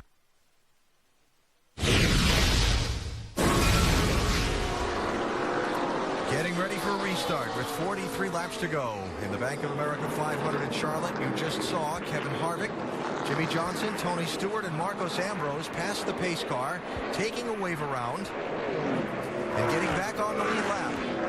But they'll be way back in line with some lap cars between them and the lead lap cars. Kyle Busch's pit crew holding the lead on this trip down pit road. Coach passing out attaboys. He knows how to do that. He's a good people person. Last night's NASCAR Nationwide Series race here at Charlotte, Kyle Busch was the race leader late. Carl Edwards, who had rallied back from that bounce off the wall earlier in the event, managed to get the drop on Kyle at that last restart and left Kyle frustrated with a runner-up finish, while Carl went on to do the celebratory backflip in victory lane. So now Kyle, as the race leader, will have Matt Kenseth to his inside for another crucial late restart. Kyle Busch's pit crew has flat got the job done tonight, though. They've had the fastest pit stop that last time, 12.4, and kept them up front. But I think he's going to have his hands full right here. Yeah, anytime you can beat that 17 crew out, you've done your job properly on pit road. Have waved off the restart to make sure they have the field properly lined up with all those wave around cars and the lap cars and so on. And so it'll be one more lap and we will go back racing. Matt Kenseth's car being a little bit loose down on the inside. He may have a difficult time once again trying to get by Kyle Busch on this restart. If you remember that last restart too, they came down to the line really slow and it kind of stacked up a lot of cars behind them. We're watching for that this time. While we wait for them to come back around for the restart, reminder that coming up later on tonight, qualifying for the NHRA Arizona Nationals, 12:30 a.m. Eastern Time on ESPN2. Big day tomorrow for the Eyes on IndyCar World Series, the World Championship season finale race. Championship will be decided between Dario Franchitti and Will Power. That's ABC, 3 Eastern Time, presented by Sunoco. Then the Drag Racing Arizona Nationals, 7 Eastern Finals, ESPN2. Our NASCAR Now Monday Roundtable wraps up the weekend at 2:30 Eastern on Monday. And then it's on to Talladega for race 6 in the chase. Some rule changes, making that a little bit more of an unknown than what it normally is. And that's next Sunday, a week from tomorrow on ESPN. Yeah, talking to a lot of drivers and crew chiefs and crew members, they don't really know what to expect from the rule changes that they've had at Talladega. Should be fun to watch. We know it's going to be exciting. Yeah, that'll be a hold-your-breath race. That $100,000 bonus the track's put up, if there are 100 lead changes in the race, had 88 and 87 lead changes in the last couple of races there. I think this restart's going to be one of those hold-your-breath moments. I think you're right. It's time to win this thing now. Last restart, Kyle Busch brought him down at a very slow pace, waited kind of late in the restart zone to go. Busch and Matt Kenseth again in the first and second positions, 42 to go. What's going to happen?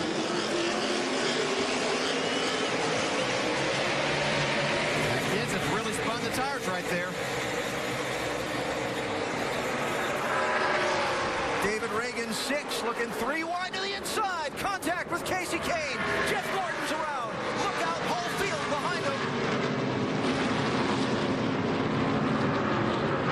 Kevin Harvick just did miss Kasey Kahne right there. I think he missed him.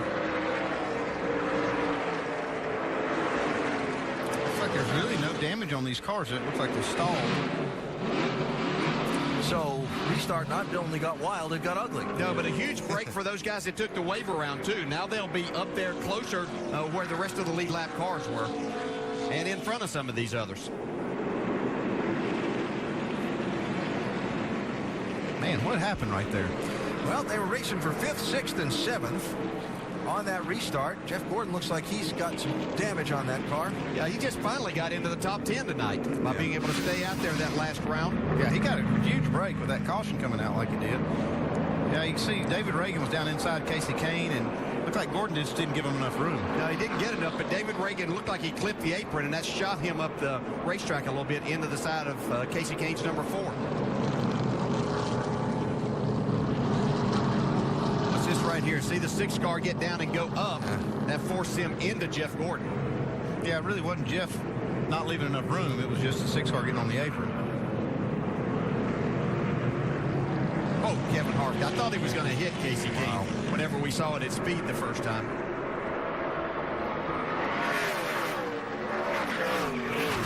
Well, Jeff did a good job of trying to save that car. Stayed in the throttle. This will be a fun look.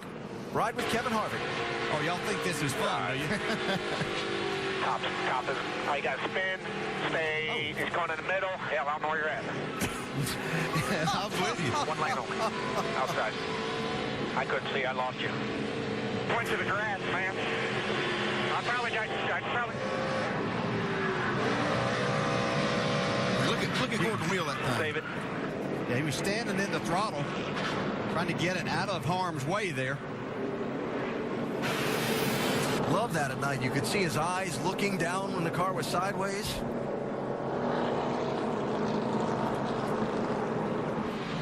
That's just the way it's been for us. That's my bad. Totally my fault. I don't agree with you. Totally.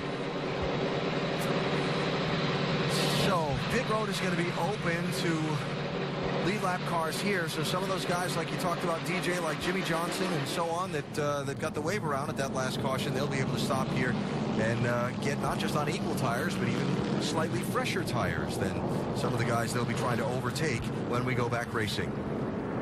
First real accident of the night, 293 laps into this race. A race for 5th, 6th, and 7th, and went bad on a restart. As we go NASCAR Nonstop, presented by Bank of America.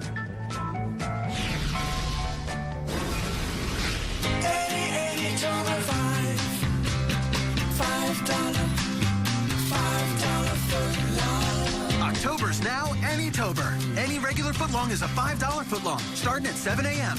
Subway, eat fresh. Trying to stay on track?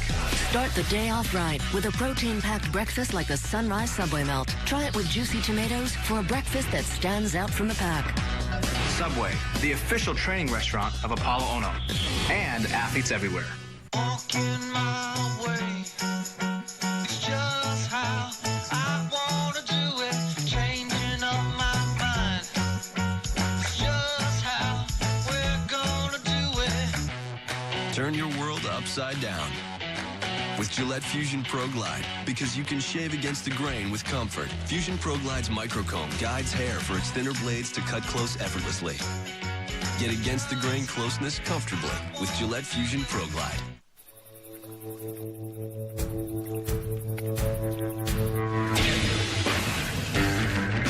It's no coincidence the Toyota Tundra has received the most dependable large pickup award from J.D. Power and Associates. Not once, not twice, but 6 years in a row. Now that's a statement no other truck can make. Full-size Tundra from Toyota. Like so many great pioneers before me, guided only by a dream, I'm embarking on a journey of epic proportion. I will travel from sea to shining sea, through amber waves of grain, and I won't stop until I've helped every driver in America save hundreds on car insurance. Well, I'm at the parking lot. That's a good start. Geico. 15 minutes could save you 15% or more on car insurance. Over 19 million celebrated Tim Allen. I'm back! In his return to ABC. How old do I look? 25. I'll be serious. 35. 17. Please make this stop. And Tuesday, things get even funnier with the premiere of Man Up. How'd you get Teresa to be cool with you playing tonight? I just asked her in the right way. You want to have sex? The premiere of Man Up, right after an all-new Last Man Standing, starting Tuesday at 8, 7 Central on ABC.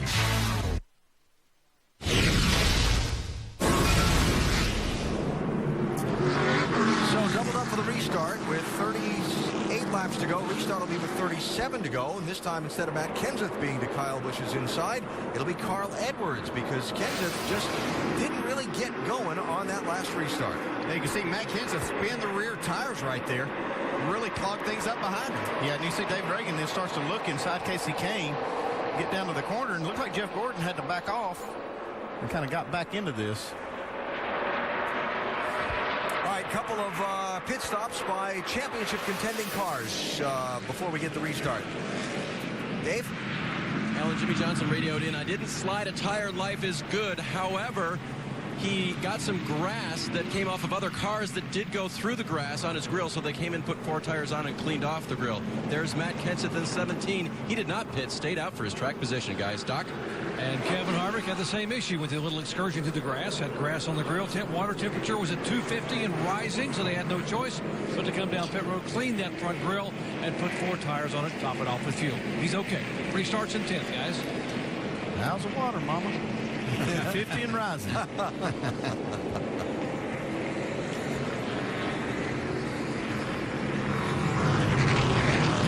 So we're going to go back racing now with 36 laps to go as you look down on Charlotte Motor Speedway on this kind of crisp, I would imagine, by now, October night. Our aerial coverage of tonight's race brought to you by Goodyear. Major stories of this race. Kyle Busch started last after changing an engine. NASCAR's 1 engine per weekend cost-saving rule. He had to drop to the back of the field. He is running first and has been the guy that's led the most laps tonight. Tony Stewart, Greg Biffle, other guys who spent a lot of time up front. Biffle missing lugged on a pit stop, dropped him a lap down. He's gotten back into the hunt in 7th position for the restart. Stewart, for the last 2 times, had just made a green flag pit stop. And then a caution came out, and he's been struggling to get back to the front of the pack and regain some of that track position. Carl Edwards now to the inside of Kyle Busch for this restart. Shannon? Hasn't always been Carl Edwards' best track, 13th average finish. Back at the All-Star race, guys, they tried something. They experimented. It worked. He won. That is the same setup they brought here this weekend. They've been slowly working on it, but the car's fast.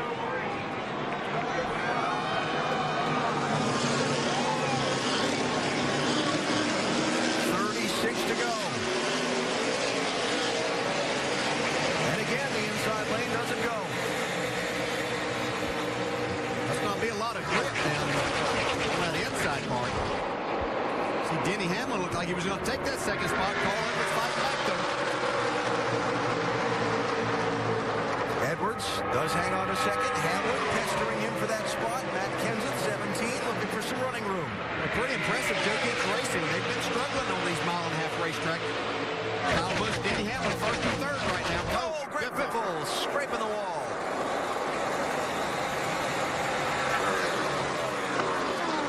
And Tony Stewart there hanging on. Oh. And Biffle into the wall. Yeah, he might have had a tire going down. Hold it up there, hold it up there. Caution out again. Hold it up there, they're still coming. Well, that continues a season-long pattern for this 16. Fast race car. That's pretty bad. 14 runners in the fence off of 4. Looks like it had cut that left front tire down, so I think that might be what Greg's talking about. That's the tire that's flat. It's not the right front, but the left front. Must have been in contact with Tony Stewart, what Greg's reporting. Let's see. There they are. Well, you didn't see any contact between the two. Oh, you sure see Biffle. You know, Biffle's already, he's outside. I wouldn't say that Tony ran him into the wall, but he felt like he did. Look at that. And then I think that's what cut his left front, actually, was that last bit of contact. Yeah, I think I'd have to disagree with Greg there. I don't think I saw any contact from Tony Stewart that did that. Now, the air probably had a lot to do with that. Definitely a lot of space between the two cars coming off the corner. And that's what cut the tire right there. That contact, the secondary contact, which caused this hard lift. I agree. Now, the question is, was Biff turning into Tony to say, hey, I didn't appreciate that, or was that just trying to regain control? No, that was turning in. He didn't appreciate that. That was didn't work out too good for him. Delivering a message that didn't go over the way he expected. Stewart coming onto pit road along with Kurt Busch. Look at that right rear on the 14 car. Yeah, a lot of damage. Critical part of the race car there for side force and down force that you need. Mike? Yeah, Kurt Busch rolling down to his pit stop now, taking advantage of this quickie yellow. Team going to work. They're going to top off the fuel tank, I would think. Actually, don't see that happening. They're just going to work now on the right side. And here comes the fuel as they swing around to the left. Doc? And likewise, the right rear damage, critical part aerodynamically for the back of that car. Still pulling on the fender, trying to get things buckled down where it's you see the right side of the car trying to get it puckered back under there where the air can go around the back of the car. 4 tires. Alan. 33 to go. After a very clean and green race for a lot of the night, very halting stretch toward the finish of the Bank of America 500. We go NASCAR Nonstop, presented by Bank of America. 1, 2, 3, 1, 2, and 3. With the Bank America Cash Rewards credit card, earn more cash back for the things you buy most. 1% cash back everywhere, every time. 2% cash back on groceries. 3% back on gas, automatically. No hoops to jump through. It's as easy as 1, 2, 3. The Bank America Cash Rewards card. Apply online or at a Bank of America near you.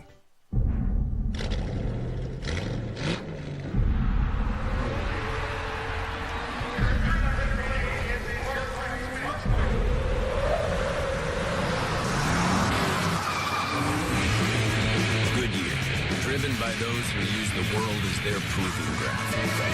And everything we've learned making these tires inspires what we roll into yours. Goodyear, more driven. Oh, Rudy, you're so nice to me. Well, no more. No more Mr. Nice Guy. Oh, and you're funny, too. That's cute. Mike, there's nothing funny about it. I'm the new Aaron spokesperson now, and there's nothing you can do about it. Did you empty my bedpan? Hey. I'm the man. Yeah, Mr. Butler's here. Come on. Okay. You stand right here behind me, the official Aaron spokesperson, handpicked by Mr. Ken Butler. What a suck-up. Action. Remember, when you want a guaranteed low price on brand name furniture, electronics, appliances, and computers, you don't need credit. All you need is Aaron's. You ready for this? I just signed the whole family up for unlimited mobile-to-mobile minutes. You're kidding. No. Where's that money coming from, Steve? Did it even cross your mind to ask your wife before signing us up for something so expensive? My mother was right. I should have married John Clark. They were free. I got them when I signed us up for unlimited messaging. Get more value from AT&T. Buy an unlimited messaging plan and call any U.S. mobile phone free. AT&T.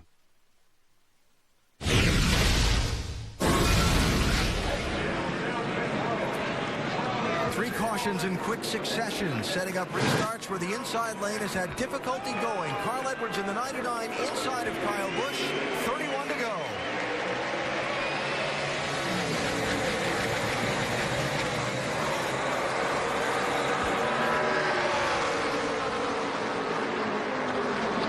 All I know is Kyle Busch doesn't have any problem getting his car going every time that these restarts.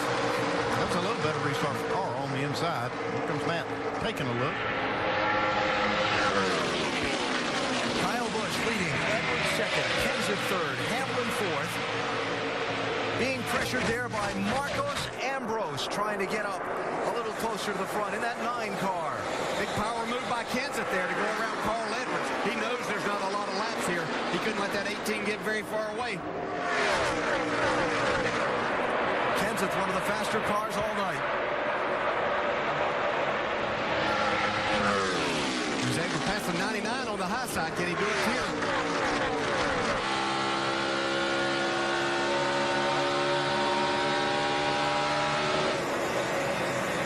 He is there. Kurt Busch got the free pass at that last caution. He's back on the lead lap in 14th spot. Tony Stewart made a pit stop under that caution. He's in 13th. That's the race for the lead. See, Kenseth doing everything he can to get some clean air on the nose of his car to where he can make that run that he needs.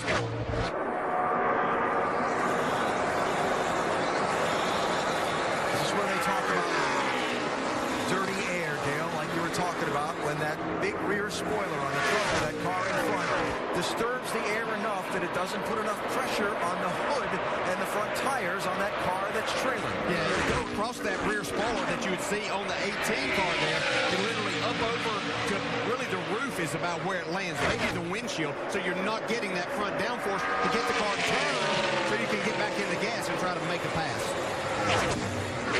But he is working hard trying to make it happen. Speaking of Kenseth there working, Kyle Busch is driving hard too, but he knows if he can stay on the bottom, it's going to be hard for Kenseth to get by him. Toyota versus Ford. Kyle Busch, frustrated at trying to win races in the stretch of the championship. Matt Kenseth, the quiet one, feeling perhaps he hasn't been getting the credit he deserves for being a contender for this championship. Now what's the two driving styles that are different right here? The 18, see, Kenseth's got a big run, but the 18's going to drive off in the corner a little further. Kenseth's going to back off. See a little distance there. Now he's going to try to go to the inside. Oh, nice move right here. Kyle tried to block Matt's line. Matt tried to go the other way. A little contact there. Got a nose inside. Draws even for the race lead.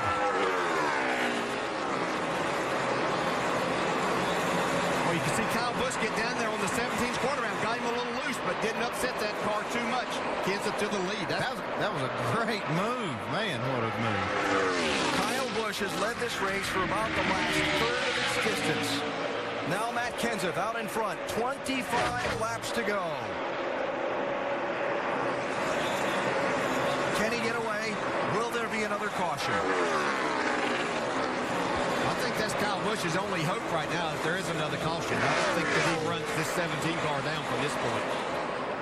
He's going to definitely try, but Matt Kenseth has had a strong car all night. Knows what to do when he gets out front. In the race back here Memorial Weekend, Matt Kenseth led the most laps, had to pit from fourth position for fuel with 8 laps to go. Then the caution came out. He got trapped. Didn't get the finish he was hoping for. So race was 6th, 7th, and 8th. Ryan Newman's done a good job tonight and his team getting them back in contention.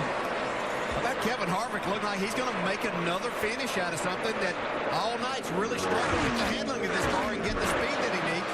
This is going to keep him right in the championship hunt.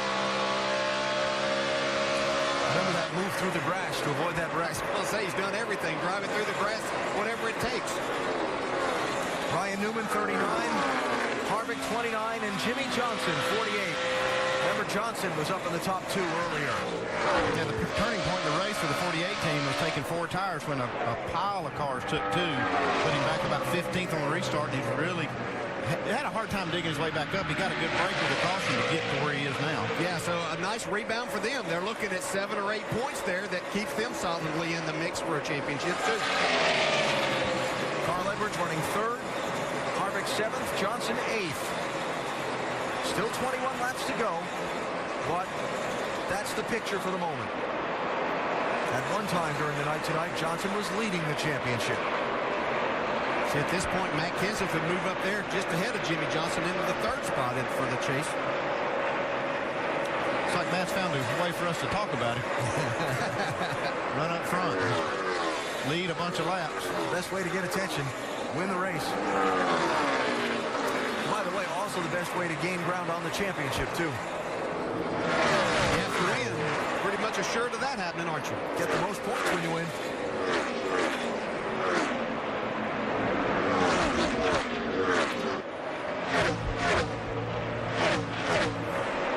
Relative comparison. Fastest cars that last lap. Yeah, the previous lap it was Casey Kane who was coming up through the pack. Still Casey Kane. Again. Marcus Ambrose doing a great job tonight, running 4th. He's been solid, really, from start to finish. How about that 9 car, Dave? He has had a great night. Remember, he started 12th on the night. The car has been back and forth on the balance side. But the 9 car, Marcus Ambrose, whoa, as you look at Jimmy Johnson trying to pass Ryan Newman coming off of 4. That's a tight battle. They're still side by side there. Let's send it back to you, but don't forget about Ambrose. He finished 6th here in the spring. And having a top 5 might hang on there. Jimmy Johnson, sideways. Is he going to be able to save it? Hard hit. We're done, guys. We're in it. That was a hard lift. Man. He's doing everything he could to try to save it. Just what we've talked about all night is that air problem that you get being that car on the inside trying to make that pass.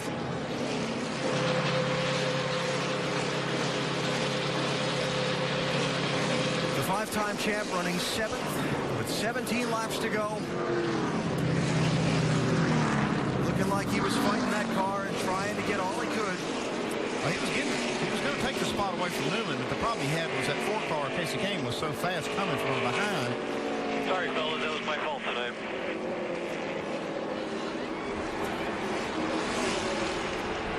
I said that was a turning point of the race from 4018 when they took those 4 tires. That's what he's talking about. It could be the turning point of the chase for the 4018. No doubt about that.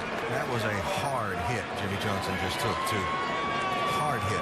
You can see it's affected Jimmie Johnson, too. He's trying to catch his breath right here.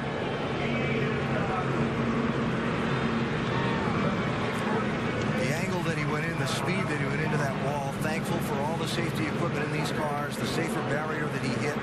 That was vicious. Yeah, even with all the safety aspects of cars and track, that hurt. I promise that hurt. Try to make an analogy, but it would be like somebody basically taking a baseball bat and hitting you right in the stomach.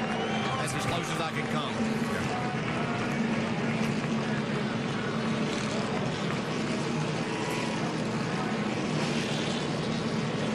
See Jimmy feeling the effects of that as he walks away from that battered race car.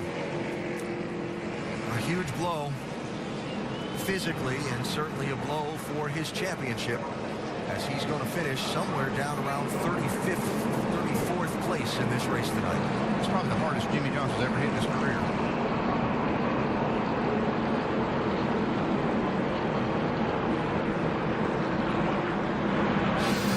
So racing for 7th place, Ryan Newman 39 to his outside. Yeah, you could see that car just start to wiggle where he was trying to get in the gas to be able to stay beside Ryan Newman and maybe complete that pass down the back straightaway. Overcorrects here, hard impact.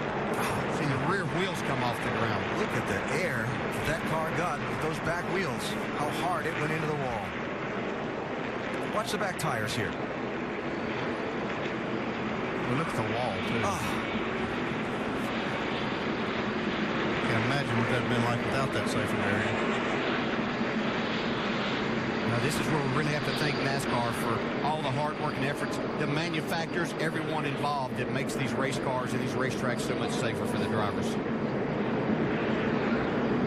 Saw the hands start to go. Yeah, and you can see in that position, happens to everybody, even the very best in our sport.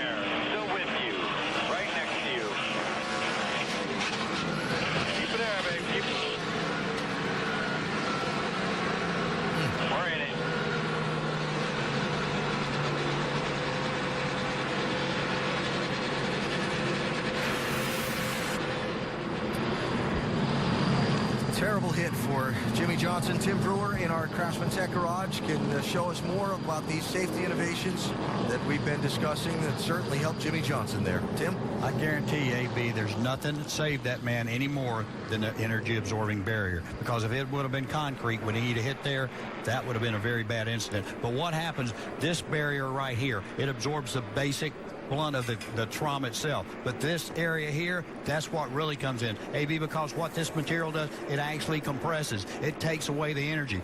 But that barrier, it's back in this car about like that. It was a devastating lick. But something else that deserves a lot of credit is that Hans device. Because when he went directly in that wall, this is what stopped his head from going forward. Can't thank these people enough for what they do as far as saving race car drivers. Guys? All right, Tim. Some pit strategy being played out here. Most of the leaders have stayed on the track. Watch this one more time. Yeah, you can see, just look how much energy that wall absorbs. That's the idea here, and it takes that energy into the wall instead of transferring it through the car into the driver. Some pit stops. Tony Stewart in. Doc? Tony Stewart coming back in to be able to put tires on and make one final adjustment. Just couldn't catch a break. 2 previous pit stops. He's on pit road and the yellow comes out. And, of course, then the contact with Biffle damaging the right rear fender. A good car early on. Now a frustrating night for the 2-time champion. Also pitting A.J. Allmendinger, David Reagan, Greg Biffle, and Joey Logano lead lap cars there. And yes, Biffle did stay on the lead lap after that crash we saw earlier. Rusty Wallace, Brad Daugherty down in the ESPN pit studio for the night. Huge moment in the championship for Jimmie Johnson, as serious as the crash was going forward as well. That one's going to hurt.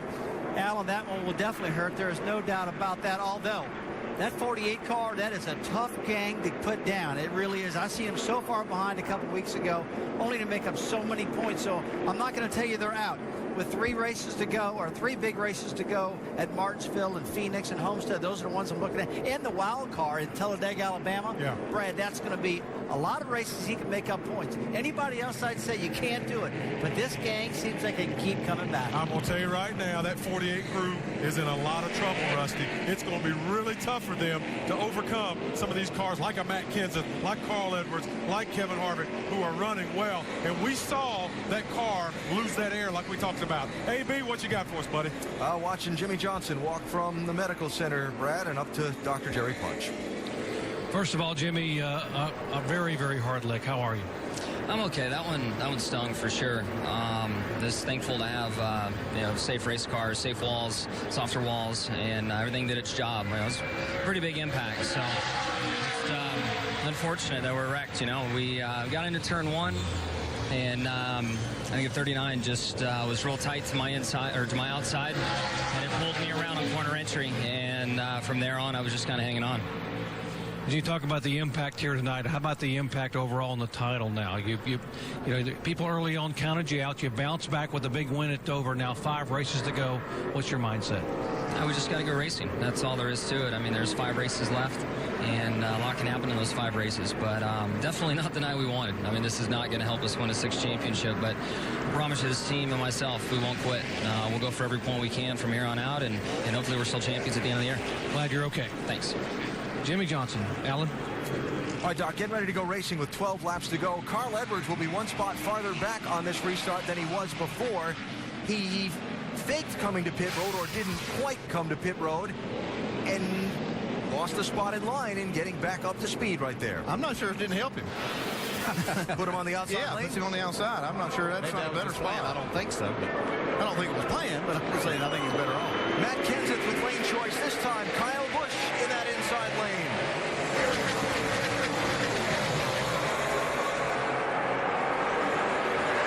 Three wide again. Denny Hamlin to the bottom. a lot of pushing and shoving here. There's Casey King, 3 wide. Marcus Ambrose and Hamlin still bouncing off each other.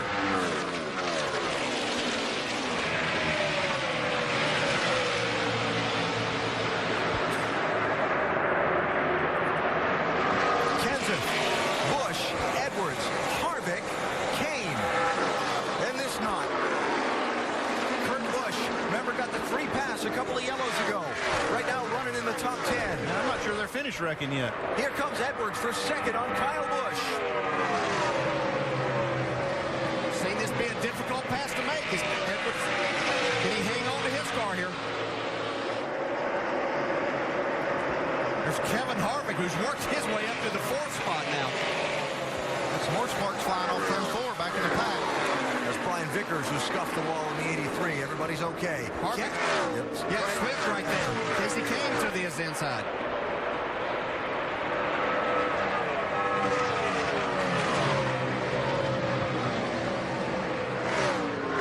Kane through. That's 4th place. Now Ambrose on Harvick.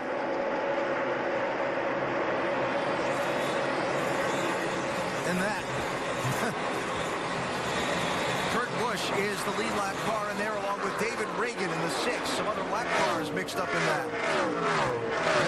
The 2 is one of the, he's in the lucky dog spot should the caution fall. Yeah, we've heard both the 2 and the 22 complain about their engines tonight. I'm sure they'll have some talks about that at their team meeting this week.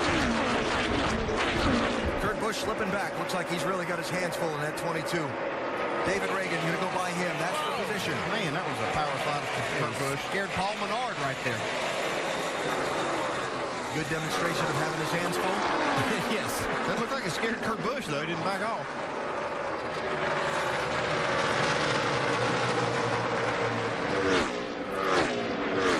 Joey Logano, 20. Ryan Newman, 39. That's for a spot, 10th and 11th.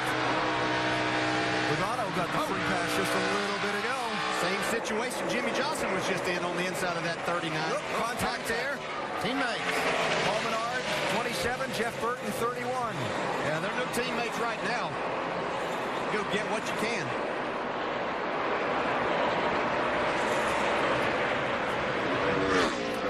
A.J. Allmendinger, 43. Denny Hamlin, 11. That's 7th and 8th. Allmendinger's had a good night. He slipped back outside the top 10 there for a while, but looked like they got a handle back for this car. That smoker just went to the garage area. It was Casey Mears. That's what you saw off of turn 4. Yep. That momentary side-by-side racing, Carl Edwards and Kyle Busch, gave Matt Kenseth that much gap before Busch was able to shake him. Does he have enough time to run him down? Not a lot of laps left. Jimmy Phoenix done a nice job adjusting this car for Matt Kenseth throughout the night. Had it a little loose for a lot of the night. Looked like they've got it pretty much dialed in right now.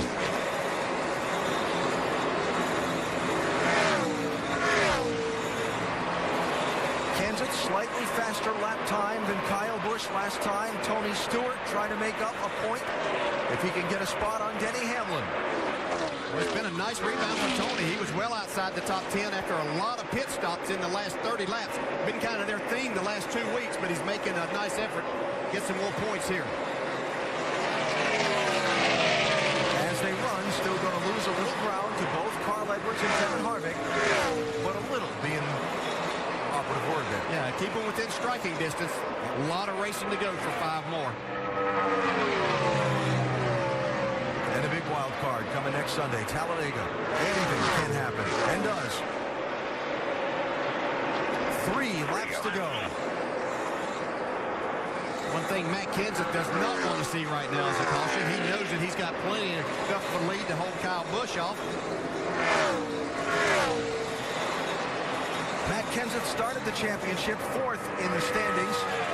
Was a front runner for most of the race in the opening chase event at Chicagoland Speedway.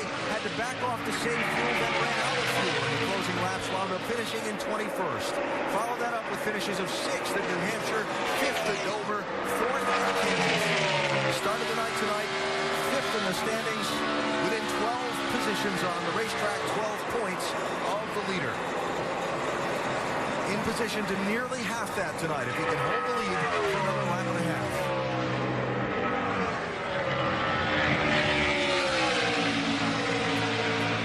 Two-time winner this season sees the white flag at the starter stand. 1 more lap to go for Matt Kenseth. Edwards and Kane racing there for 3rd and 4th. Edwards needing to hang on. That could be a valuable point in the championship. Wants to keep that 4 behind him. Last night, Kyle Busch lost the lead on a late restart to Roush Fenway Racing's Carl Edwards. Tonight, it was Matt Kenseth that got by Kyle Busch in the late going. Kyle will have to settle for 2nd again. The Wisconsin driver, Matt Kenseth, scores a win in Charlotte, a huge momentum builder in his championship. It's Matt Kenseth taking race 5 in the chase. Kyle Busch, Edwards, Kane, and Ambrose, your top 5. Tony Stewart with a nice rally for 8th, and Kevin Harvick hanging on for 6th. Jimmy Johnson is going to finish 34th in this one. Thank you very much, boys. Thank you. Thank you, Jimmy Payne. You're the man. Yes. That's we won this thing. Woo! First win for Jack Roush since 2002 in Charlotte.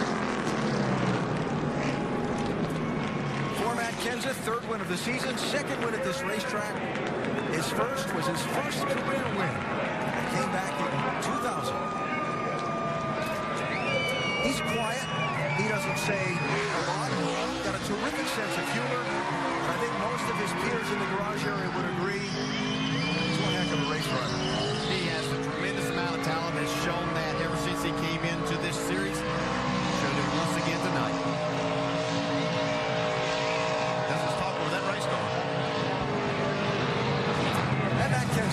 us our Goodyear winning moment. A little celebration here at Charlotte Motor Speedway after a big win in the chase for the NASCAR Sprint Cup. Well, Jimmy Fennig had the right calls tonight, Dave. Yeah, and he's one of those quiet guys with a good sense of humor, too. And I think he might have been pulling my leg earlier today when he said they weren't sure if they were going to be good. How did you do that tonight and pull that off, Jimmy? Well, the guys at all the guys, pit stops, my engineers, with our changes, everything went really good tonight. The car was close at the end, and Matt, he was mad on his restart, so he made up for that. He got that outside line at the end, guys, and really put it to him. Kyle Busch and Carl Edwards had that race for second, just long enough to allow Kenseth to get away. Talking it over.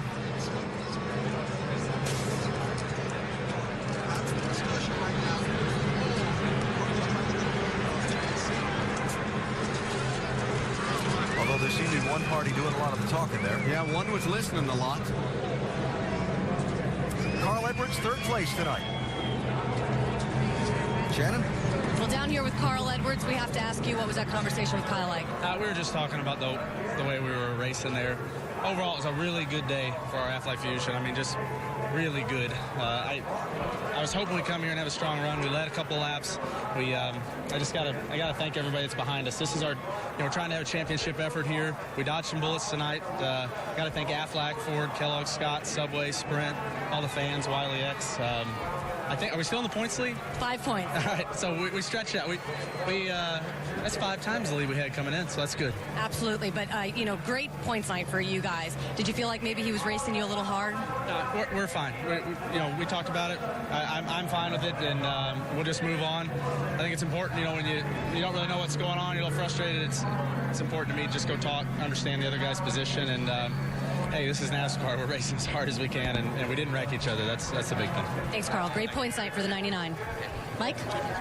Catching up with Kyle Busch now. Kyle, first off, we saw Carl walk over here. He leaned in your window. What did he say to you?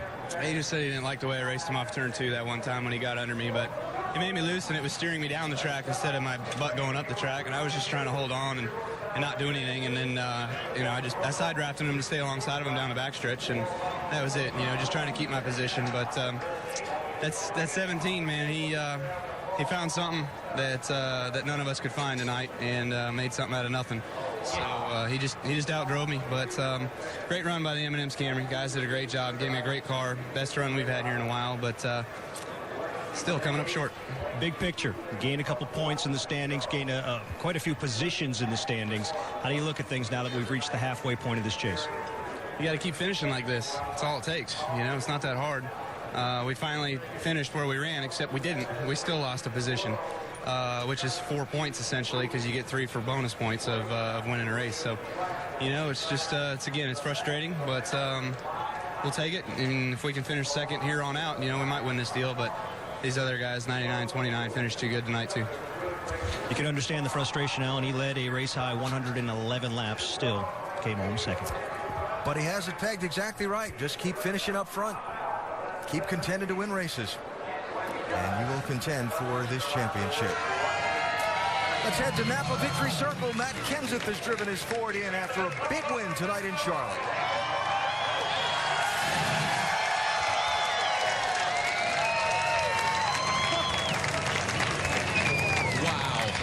That was something else, especially after all these fuel mileage races, Matt. We've talked about it. Those are strategy races. You won on power tonight. Yeah, after all the toilet jokes about my restarts, we finally got a good one at the end, and I was pretty mad if I was going to lose this thing on restarts for these guys. So thankfully we got a good one there at the end. I really need to thank Sprint, Ford, Crown Royal.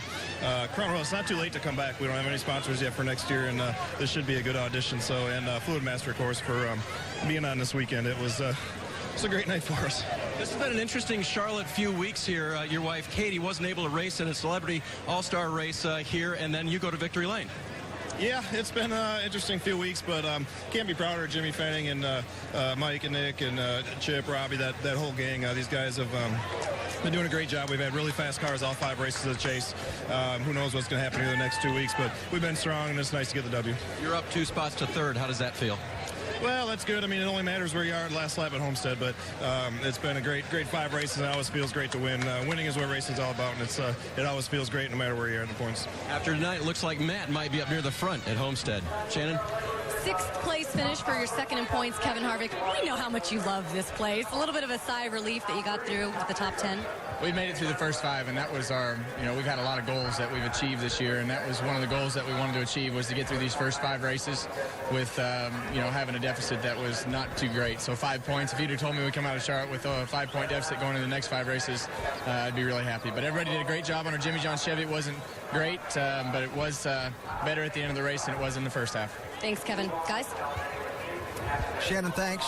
Another solid night, if not spectacular, for Kevin Harvick. Kyle Busch, spectacular tonight. Let's not lose sight of the fact that he started last and was in position to win this thing until giving up the lead with 25 laps to go. Championship standings, 5 down, 5 to go in the chase. Obviously, the big number tonight, Jimmy Johnson, with that 34th place finish. Yeah, but I think one thing we just heard Matt Kenseth say, they've had a good car all 5 races. Keep going. And Kyle Busch, he's still in this thing 5 races into the chase. I think this is the best he's been at this point in any chase of his career. Tony Stewart finished. Well, pole sitter Tony Stewart, looked like you had the car to beat for much of the first half of the race, and it started going away. When did you start having issues?